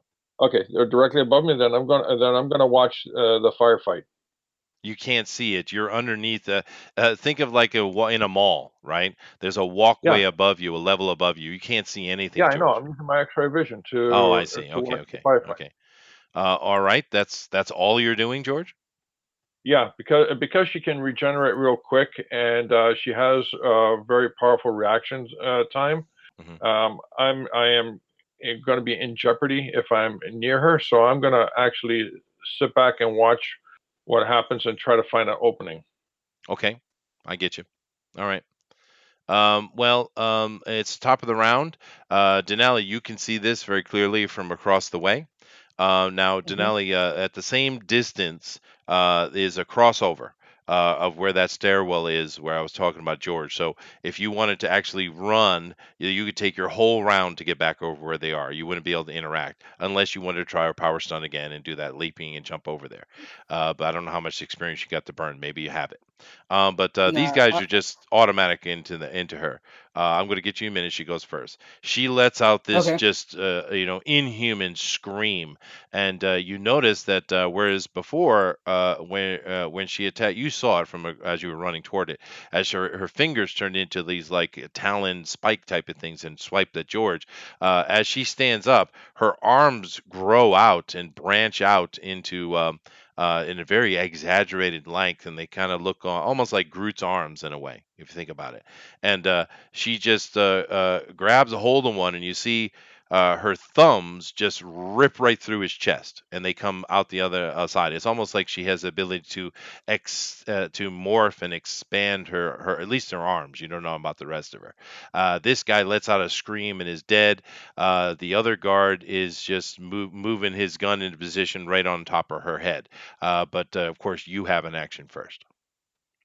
Okay. So before I see, did they had already fired their guns at her, right?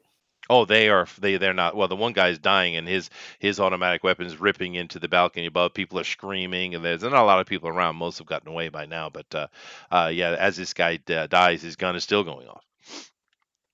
Is this the gun that's firing her? Does he see that it's actually hurting her more than the punch that he gave You don't know what her? he's thinking. This guy, as I said, I've All showed right. you a picture of him that you can't see their facial expressions. Although No, no, he no. I'm is saying no, no, no. I'm not saying him. I'm saying that the gun, the weapon, it's a weapon being very effective against her. Not at all. Actually, All right. what you see is that they were hitting your chest, and pieces of flesh were coming off, but it was just healing instantly as they did it. Like I said, you're doing something at the same time, but the other guy, the unattacked guy. He's just has his automatic weapon just going off right into her head. You see pieces of brain matter and skull flying off, and it's just healing as quick as he goes into it, and he's kind of screaming as he shoots it, All right. type of thing. Yeah. So I'm gonna take my turn to head over there, and I'm imagining that I've been wearing my that huge sword behind me this whole time. Of course you do. Yes. Yeah. So I'll be using my running and unsheathing my sword, that giant sword. Okay, so you got to take this round to get in position. All right. Yeah. So we come to the George and the strike team. The one strike team guy is dead as she drops. She throws him. Actually, he smashes against the balcony wall on the other side and falls to the ground behind you, George. The other guy is just not only has he been letting his automatic, going off in her head, he also clicks a button this round, and a canister shotgun shot goes off and literally takes off the front part of her face, and this seems to slow her for a second. But by the time George is finished with his action, her face is back. But this is Okay, you. okay, Denali okay. sees this, and the X-ray Oh, guy sees it, of course. okay, okay. This thing that exploded on her face, was it cold or was it a hot explosion? It's a shotgun blast to the face. It just took off the front half of her head. Okay, And so it, it's and a hot it explosion. took long because her regeneration is really fast. But this was a slower reaction. Okay. Okay, George, it's your turn. You got to still sit there and Oh, sorry. watch, or what are you going to Okay. do? No, no, no. This time I don't want to sit and watch. I am looking for um, any prop around me that is a heat device of any kind. No, George. This is a water park. Oh, it's a water park, right? Right. Okay, but the thing is, this creature sucked all the juices out of all the people. So she has a weakness, but we have to dehydrate her real quick. Well, George, Is you there do have laser eyes, George. am Laser I am eyes. I yeah, but they're ineffective. I already used them on her, and it was ineffective. Okay. So there's no point in trying to use it again. Yeah, but the power of your laser eyes are stronger than any odd item you're gonna pick up, dude. Yeah, well, hold on a sec. She has regenerative powers, but is there a fire hydrant or a what do you call it? What do you call those things that you blow the fire out? A fire extinguisher? Yes, of course there are Fire there extinguisher. nearby. Sure, of course. Okay, But okay. but Is a fire extinguisher within my reaching within my distance to grab? Yeah, there's one halfway between you and the stairway, actually. Okay, so I grab a fire hydrant and I rush into the battle. Okay, so you grab the fire extinguisher, head up the stairs, and you get yourself in position for next round. Top of the round, she, of course, is dealing with a threat in front of her. She grabs over a hold of this guy, but he's able to use his gun to knock her arms away. So she fails to get a hold of him with his round. This round, what are you doing, please, Ragnarok? well, I'm in position to strike her with the sword, Yes, right? you're standing just a little bit behind the strike fort, the Blue Lotus strike team guy. You are in position to do something. I want to. I saw that with any attack to her head would cause her to slow down her regeneration. So I would like to pin her head underneath just pin her with the giant sword to down to the ground to kind of hold her. So you got to try to put the sword on her and just hold her down with the sword. So you're making a I, grappling attack. no, I want to basically thrust my sword through her head and pin her into the ground. Okay, so you're going for a called shot. Are you just going to pin her, or are you going to decapitate her? Um, she's gonna instant regenerate. I want to slow her down and pin her to the ground where she can't escape. Okay, so that's a called shot. That it requires a Yeah, yellow. What is your fighting yeah. again? My fighting is 30. Okay, and that's an incredible with your pluses. So go. Oh no, you're using the sword. So yeah, go Yeah, ahead. You're going to need to get yourself a 65 to do that. 65. And I'll get a 80. All right. Woohoo. So yeah, you're able to do a cold shot to head. You hit her. You do pin her down. She does take damage from it. You see it trying to regenerate around the blade. Then it comes down to George and the strike team at the same time. George is actually coming up right behind. Well, he's standing right next to you now.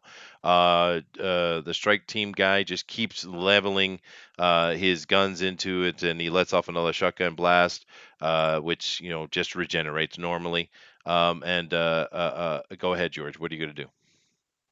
Okay, I'm going to take the fire hydrant that I have, and I ram it at her head. What do you mean I'm ram it hoping. at her? What do you mean? Uh, He wants to strike her I want I with want to the. I want to strike I want to strike her. Okay. Was it chest? Well, Uh, she's face down, so it would be her back. But yeah, yeah. Go ahead. okay, okay, Yeah, yeah. You see a giant sword sticking right through her head, pinning her to the ground. okay. I I I smashed the fire hydrant into her body, Hmm. the fire extinguisher into her body, and I run for cover. I don't understand what you're doing at all, George. I really don't understand what you're doing. Okay. Well, the fire extinguisher. is an explosive device. No, it's not, George. It most If you certainly is puncture not. it, if you puncture it, of course it is. Who's going to puncture Are it? you, The guys are you, with the gun that are shooting at her. Yeah, so George, you're you're so not thinking this through at all, George. You're really not, yeah, dude. you're gonna hurt me because I'm right now holding her down, pinned Actually, that to the blast would do ground. nothing to you, but it's not going to do anything to her either. I don't understand what you're Oh, thinking, George. I really don't get it. Okay, well, see, she sucked all the liquids out of the body, so that means she took life force, Yeah, but George. George, the foam that's in an extinguisher isn't going to do anything about desiccation. oh, It's fire it's a retardant, foam, George. it's a foam extinguisher. I thought it was a carbon. What do you call those?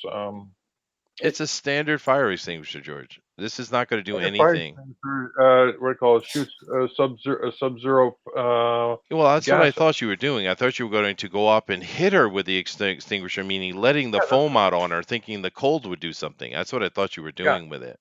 yeah. Yeah. That's it. So okay, you're that's what. hoping that next round the Blue Lotus Strike Force guy shoots the tank.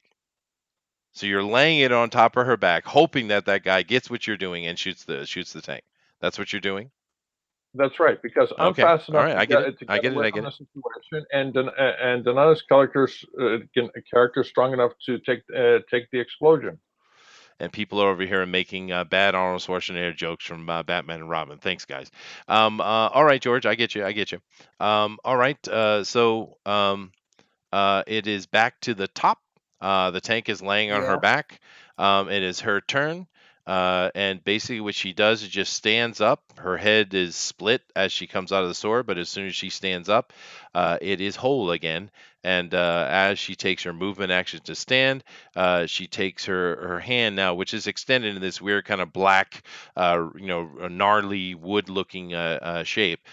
She just launches it at the strike team guy, who's still firing at her, by the way, and her hand just becomes a rooted spike, and it goes right through his head, and he drops instantly, and the gun stops firing. Go ahead, Denelli. Man, I'm gonna. I see her doing that, but I see that it took her some time to regenerate her head and stuff like that. Right? It was slower than normal, but it's still really fast. Yeah. Yeah. Well, I'm going to take that chance and continue striking her head with the sword and pummeling her down. Um, and Go ahead. maybe this time decapitating her if possible. See if that works. I don't want to Well, to kill her, but decapitate, you need to go for a called shot. call shot. All right. Go ahead. You need a red, dude. All right. 97. Well, that's a red. You just kind of launch into her. You sweep around with the sword, and off her head comes. The head goes flying off the balcony and falls on the floor, bounces with a wet thud on the marble floor below. Her body drops, lifeless. Oh, crap.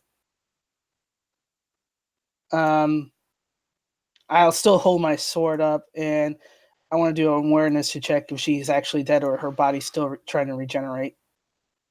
You see no regeneration. All right.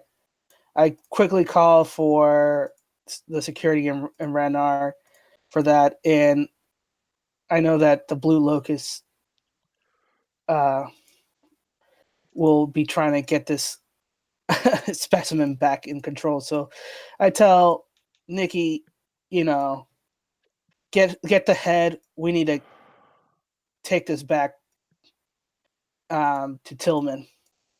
Okay. So you pick up her body. You do see that the security guys have been staying a little bit back. They're not stupid. And you don't see any other Blue Lotus people here other than the two Strike Force team members that are lying dead next to you on the floor. You do see at the far tube entrance that you came out of across this water park room, or Mm-hmm. it's a very tall room, by the way. You do see Renner and his security force of 5 men with him, or five, Right. security people with him. Yeah. So basically, I'm running with part of the body. Nikki's behind me. I'm assuming. Are you going to We're pick up the running. head, George? Yes, pick up the head. Okay. Where are you heading? We're We're heading back heading. to the ship. Yeah, we're going. We're going. We're seeing uh, Renar and said this. We need to interrogate Samson because he's involved with this. But here's Jennifer. Somehow something was done to her to make her into a monster that was killing these people. Well, Samuel Uh, is the one you're talking about. Um, sorry, Samuel. Yeah, yeah. Renner says, you say this to Renner as you're going by him, I'm assuming? yeah. Okay. Well, he and his security force, he sends his men over to secure the room, and they're making calls and doing their job. Renner follows you, and he says, "So what are you going to do?" Well, the blue Lotus wants this body. They were hunting for her, meaning that they were involved with this. So we need to take this Jennifer's body back to headquarters and figure out what exactly they did with her. This and Samson's also involved, so we need to take Samson with us in Samuel. custody. Samuel, sorry, Samuel back into custody with us. Well, I do have him in custody. You want me to bring him to your ship? Yes, All right, he gets on his comms and arranges that. And you guys are moving along, and Renner is following with you. You guys will go back to the hangar where your ship is, ported. And as you right. get in, standing in front of the door of your ship, with two men with him, is Doctor Chen. Oh, hello, Dr. Chen. Pleasant to see you here. Seems our vacation is over and we have to go back. He chuckles to himself. He says, "Leave the body, and you can go peacefully." The body comes with us. That is not happening. As he says that, you notice that his hands and start transforming. Yeah, they look like they're cybernetic. You also see this metal plating covering his head, kind of like the type of thing. And he moves into a position of combat, and the two guys beside him have similar type of equipment going on. They're not armed with any weapon that you see, by the way. They're just standing in a martial art stance. I said, Nikki, mind the body. It looks like I'm gonna be having fun with a couple more cyber guys. Okay. I'm gonna be the new. They're gonna give me a new nickname, Cyber Killer. Of all these people that I'm gonna be thrashing. Okay. So you enter combat. So give me initiative. Okay. Da, da, da, George, da. are you not going to be part of this combat? I'm going to use my my light emission power. 9. So give me an initiative, George. Okay, give me a sec. Just bring it up. All Oh, right. And I'm facing away from George, so if he does his light emissions, it won't affect me, right? it's a D10 throw, right? That's right, George. Yeah. Yep. I got a 7. Okay. So go ahead, Danelli. You're first. All right. Oops. D10 plus D. So I'm doing martial. Well, No, I'm just gonna do a. What? you're hitting them, right? Yeah, I'm Yeah. hitting them. Okay. Go ahead and make your fighting roll. All right. So I'm hitting You're them not using the sword, right? You're actually just fist fighting. right Okay. because Yeah. I You're the better at sword's too that. big. Yeah. Yeah. You're better at fist fighting So anyway. Go ahead. yeah. So um, I got 57. All right. You're able to come in. Now, which one are you attacking? Dr. Chen or one of the two Yeah, henchmen? Dr. Shin. Okay. You come in, and what is your strength, please? You are able to hit him, but 40. 40. You do feel like you do some damage, but he is well armored. He is heavily armored. But you feel like he put out a little bit of a grunt, so you did do some damage, but this guy is not going to be a pushover. It is now George's turn. Okay. Um, okay. I throw or do I just Well, Uh, I don't know what you have to tell me what you're doing, George. You're holding a body okay, and a head. I don't know what I'm you're going to do. okay. These guys are standing right in front of the doorway. They are. Yes. There's no other entrance to the ship. No. Well, there's an access bay in the back. Yeah. Okay, run to the back of the ship. Okay. Use my incredible speed to run to the back of the ship Okay. and avoid the battle. All right. Do you have the body with you in tow? Yes, I do. Okay. So you're at the back of the ship. It's now there. Actually, I made a roll for Renner as well, and he's going just before they do. And Renner, he's pointing. You notice that he comes up alongside you, and he's pointing a gun, but he hesitates and doesn't fire. Then it's the bad guy's turn, the Blue Lotus. Dr. Shen is engaged with you particularly, and these two guys are completely ignoring George and they're completely ignoring Renner, and they're just coordinating their attacks with Dr. Chen. Matter of fact, so much so that it looks like these guys have practiced as a three-man unit before. And Mm. so they're throwing their attacks at you. Let me just do my rolls here.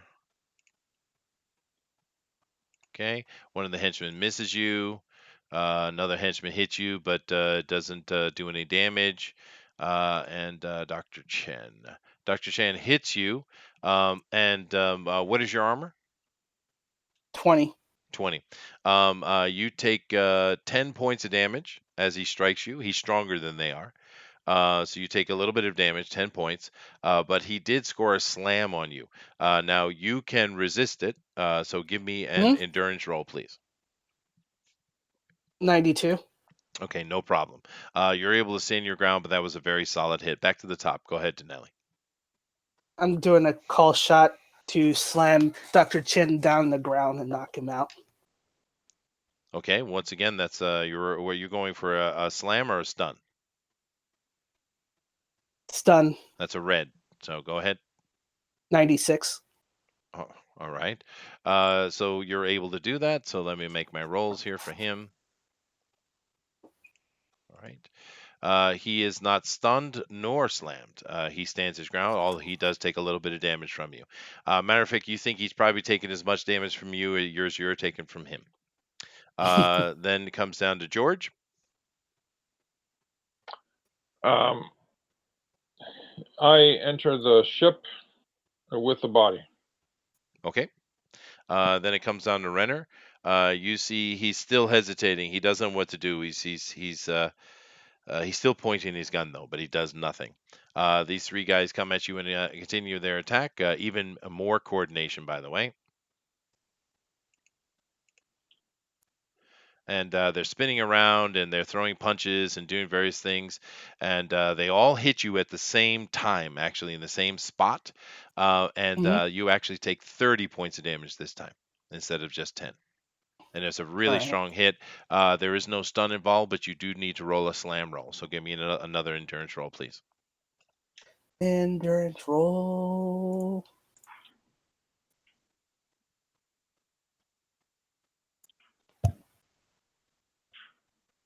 '92. Wow, we're only '90s They're today. all very Yeah. high, yeah. But that's the Yeah. problem with digital stuff. They do like that, and then it doesn't. But that's all right. Yeah. You're able to stand your ground. You lose like you kind of move back a few inches because it was a very powerful hit. But these guys are capable of hurting you, and they're very skilled combatants. What are you doing? First, I taunt him. I say, "I can do this all day." Okay, all right. And Uh, then, then I'm like going to do a hyper punch. all right. Now this is another one of the power stunts you have going on. So you need Yep. to spend 100 of your experience points. Okay. All right. Wait. Then once again, you must get a yellow. So you probably want to use Karma to make sure that happens. Otherwise, it's Yep. wasted, right? Yep. So using whatever's free Hmm. um, as needed. So whatever would Sure. make it yellow. Remember, this is only coming out of your active. So Yeah. go ahead. What's your endurance? My endurance Oh, sorry. is This is your hyper punch. Your fighting is a remarkable, right? yeah. I thought this was going to be strength. You said All right. Well, we can do it under that too. But Why not? yeah, So you that's an said Power incredible Stun, Hyper Punch, +1 column shift. to your strength. Well, it doesn't matter. Go ahead and make your Yeah. roll. All right. You need a Rolling it up. 61. 87. All right. So you lose 10 karma out of your active. And Okay. make put another check next to that, so you had another success. Remember, power stunts require three of these, five of these successes to be final and a permanent power. So you pull this off, and you do +1 column shift. You do hit him. That is a yellow roll. So you Mm-hmm. do +1 column shift, which puts you up to amazing, right? Mm-hmm.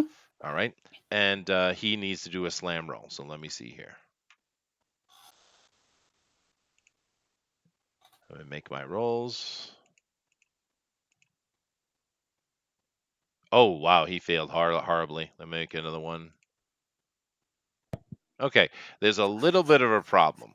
You punch him hard, and he goes flying off his feet, and he goes literally through the hull of your ship, putting a hole in it. You don't know what he's Oh, doing. George, you're yeah. inside, laying the body down, and a Dr. Chen lands in front of you.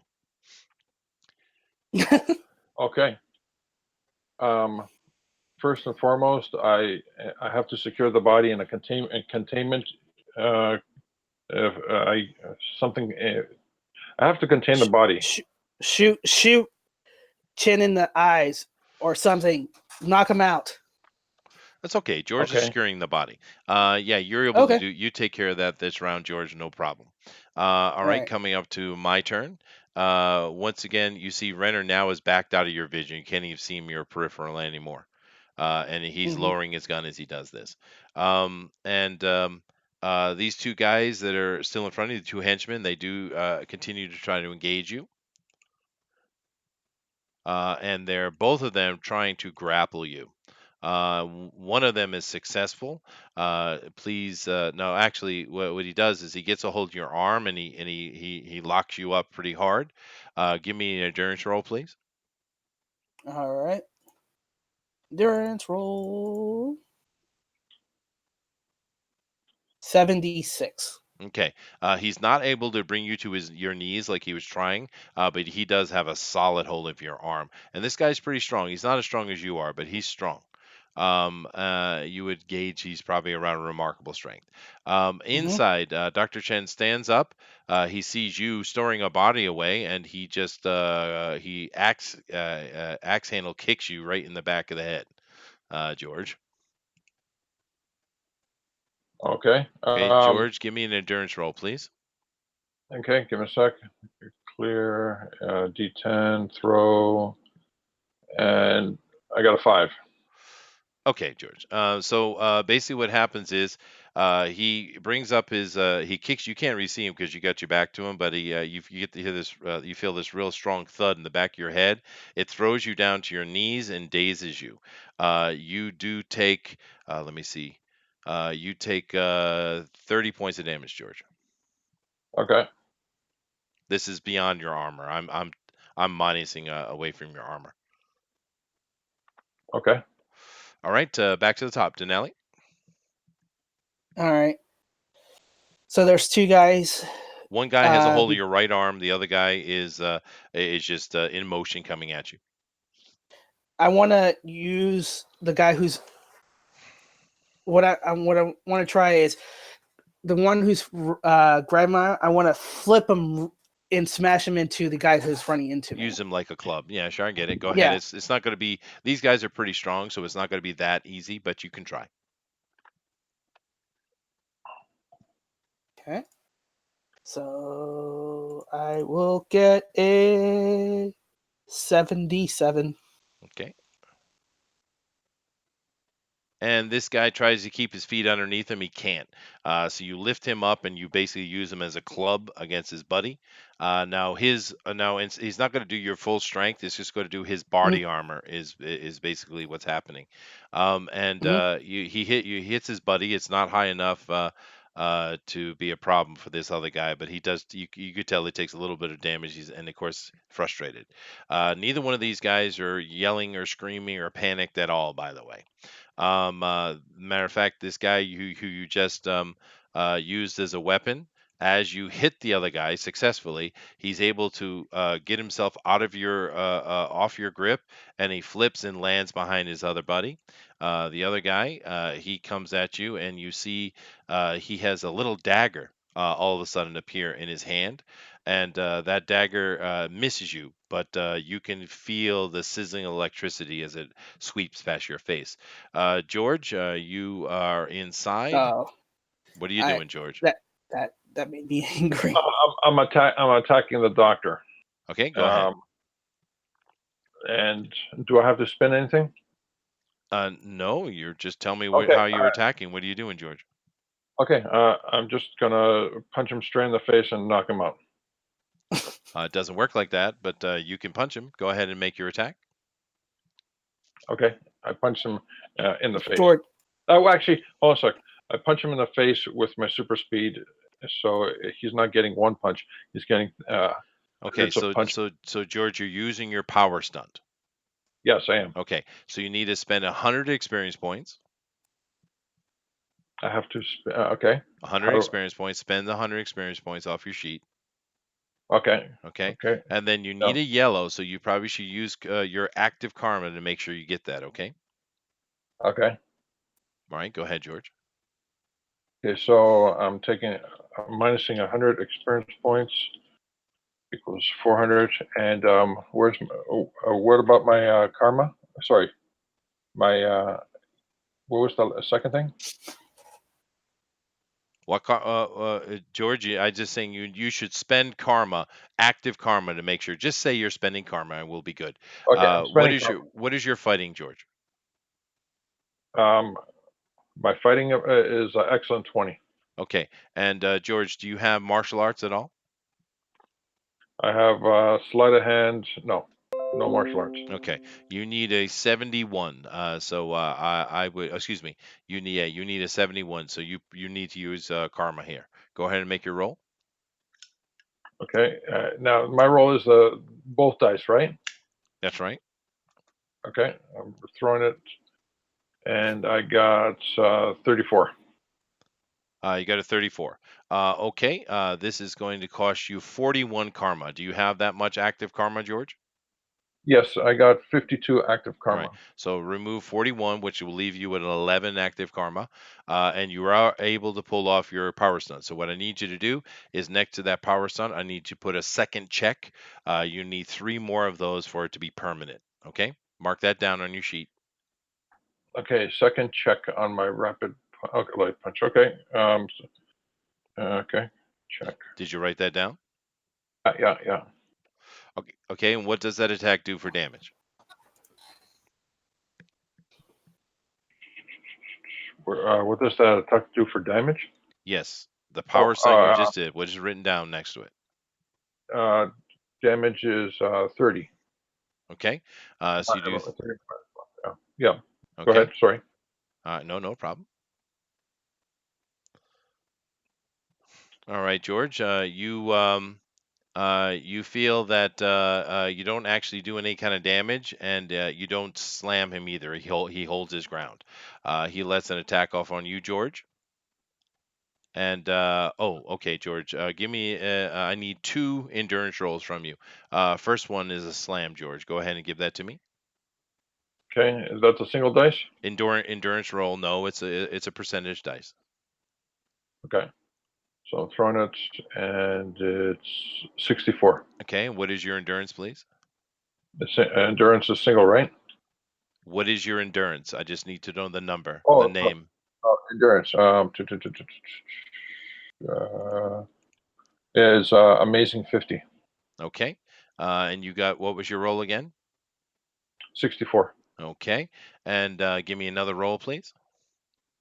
Single dice or double dice? Double dice, of course. The only time we roll Okay. that is initiative is single. Everything else is double. Okay. 21. 21. Okay.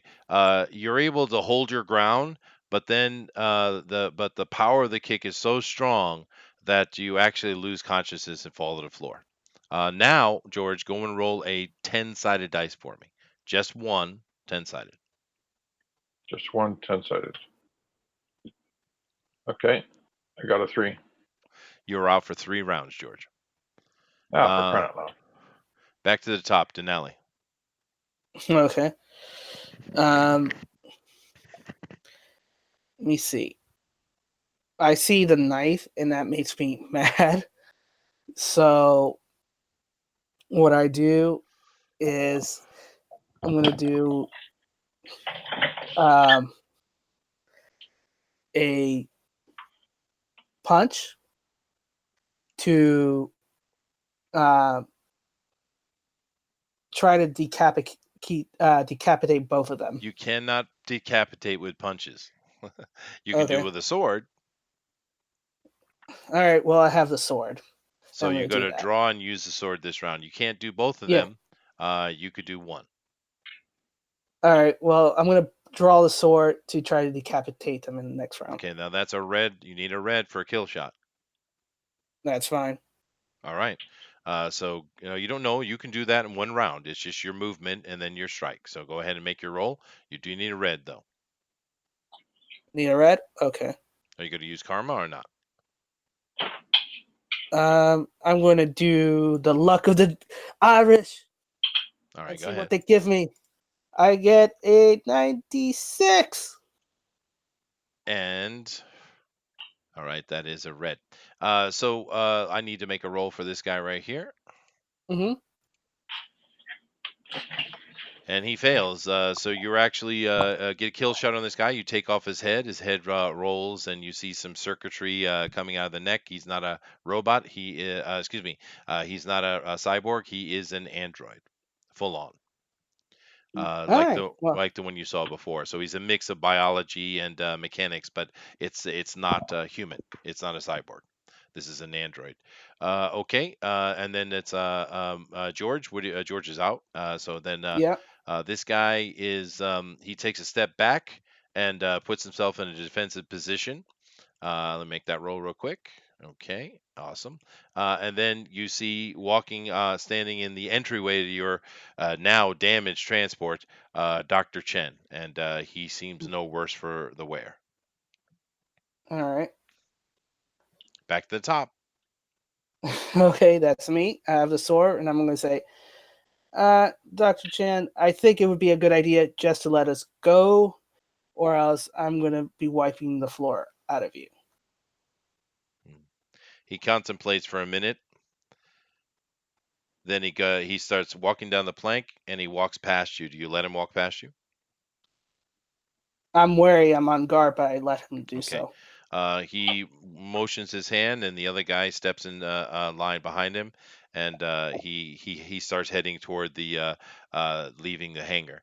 As he's going, he does say, "This is certainly not over," but he just walks away. What do you want to do? Uh, I say, certainly not, but we can respect each other. And I tell Rednards, and we need the another ship repaired and stuff to get out. Well, Or if it's, he looks very guilty at you, and he says, "Certainly, right away. I'll get you a transport ready right away." Then what do you do? uh, I rush in to see if Ricky's okay, and if once I find her. Well, she's just coming to as you come on, but you Mm-hmm. do see that in the he basically put the body in the med bay, the med Yeah. tank, and that body has completely been melted down by some manner of acid or something. It's just a puddle Mm, of liquid now. I see. Is there any samples that we can save that hasn't been melted? No, it's contaminated. Okay. All right. Well, there's nothing we can do. The only thing I can do is just report to. Sure. Now you're able to get Ricky out, and they get you a transport, and it's not as fancy as yours, but you guys are able to get off.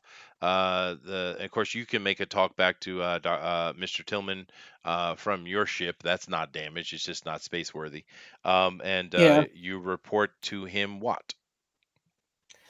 Well, we report that they're doing some kind of experiments that were thing, but the specimen that we were able to capture and was contaminated by the locust, Dr. Chen's, and that's where we kind of left off.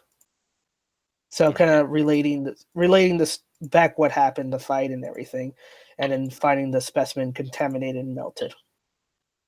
Okay. But I described the rapid generation, the inhuman like powers, and the seeing Jennifer being sucking the blue essence, the I guess the God touch portion, sucking the power from pure Well, you're not the exactly sure what it was happening, but something was yeah happening, and it's probably why yeah the bodies look desiccated. Well, of course, he's disappointed that they can't check the body, but there is information. He says, "Come back safely and quickly as you can. Don't worry about the ship. We'll dispatch a team to recover it." all right. All right. So this brings us to the end of Act Three. Now, basically, we know that the Blue Lotus was involved in something. We know that there obviously was something going on in Jennifer. We don't know what. Any kind of further interrogation of Samuel? Oh yeah, we bring Samuel Oh, with you us. want to take Samuel with you? Okay, that's fine. Yeah. You bring him back. He doesn't speak on the trip, but we'll see what happens for next time. Anyway, Hmm. whew, that was a long bit. Yep. But that brings us to the end of today's show. Hope you guys enjoyed it. I see a bunch of you were making comments along the way, and thank you very much for sticking with us and being part of this. I wish I had thought about exactly where I was going to go with who was doing what, and I would have had some pictures for Dr. Chen and things like that. But next time I'll try to, because I try to leave this open a little bit so the guys can make decisions that go one way or the other. I don't want it to be completely scripted. JP4 says Rule 510 in effect. You're right, dude. Absolutely right. Absolutely. And we will get to this next time. So, Denali, why don't you go ahead and take us out of here, man? All right. Well, thank you everybody for joining us for Bugbear's Basement and this episode of God's Touch. Join us tomorrow for Bunny Vision Movie Night, where we'll be No, no, we're not. We're watching. not doing that. Well, We're not doing that. you guys can do that. I have something else I have to do, but we will. I'll be able to stay for most of it, actually. Actually, for most of it, yeah. And what are we watching Or tomorrow? The Mask of Zorro. The Mask of Zorro. Yeah, cool. No, I will be able to stay for most of that, I think. Okay, sounds Cool. good. And so that's going to be one of the changes that we'll be doing. Wednesdays are going to be Bunny Vision movie nights. Um, to get through the hump week. As you know, Friday's going to be nothing until we are able to do something. Right. Yeah. And the Saturdays are going to be fan speak at that time. That's right. And then Thursday's going to continue with Comics News Today, and then afterwards at 10 p.m. Eastern, it's going to be the Drawn and Quarter Fan Edition, and Rock then on. TFT on That's right. Sundays. That's right. All right. And if you're interested, and if anybody's interested in joining us doing the RPG like we're doing, you're more than welcome to reach out to Chester or I, Hmm. either on the Fanspeak Facebook page or through Twitter's, wherever links that Chester has below. We're still looking for players that are interested in role playing Vampire the Masquerade. That's going to be our next game. After we take a short break, after we're done with this first season of God's Touch. Well, next week is the Be, last episode. So, yeah. So that I'm saying that's our first season. yeah, Then we're that's taking true. a break Season and one. and That's right. doing yeah, and then we're doing doing a couple things and then doing the first season of Vampire the Masquerade, and then we'll decide afterward what happens then. Sure. But we definitely need players that can do every Tuesday from 8 p.m. till 11 p.m. Eastern time to stream with us. If you're able to do so, hit us up. But as always, your perception shapes your reality, so always makes it a good one. Namaste. Later, guys. Aloha.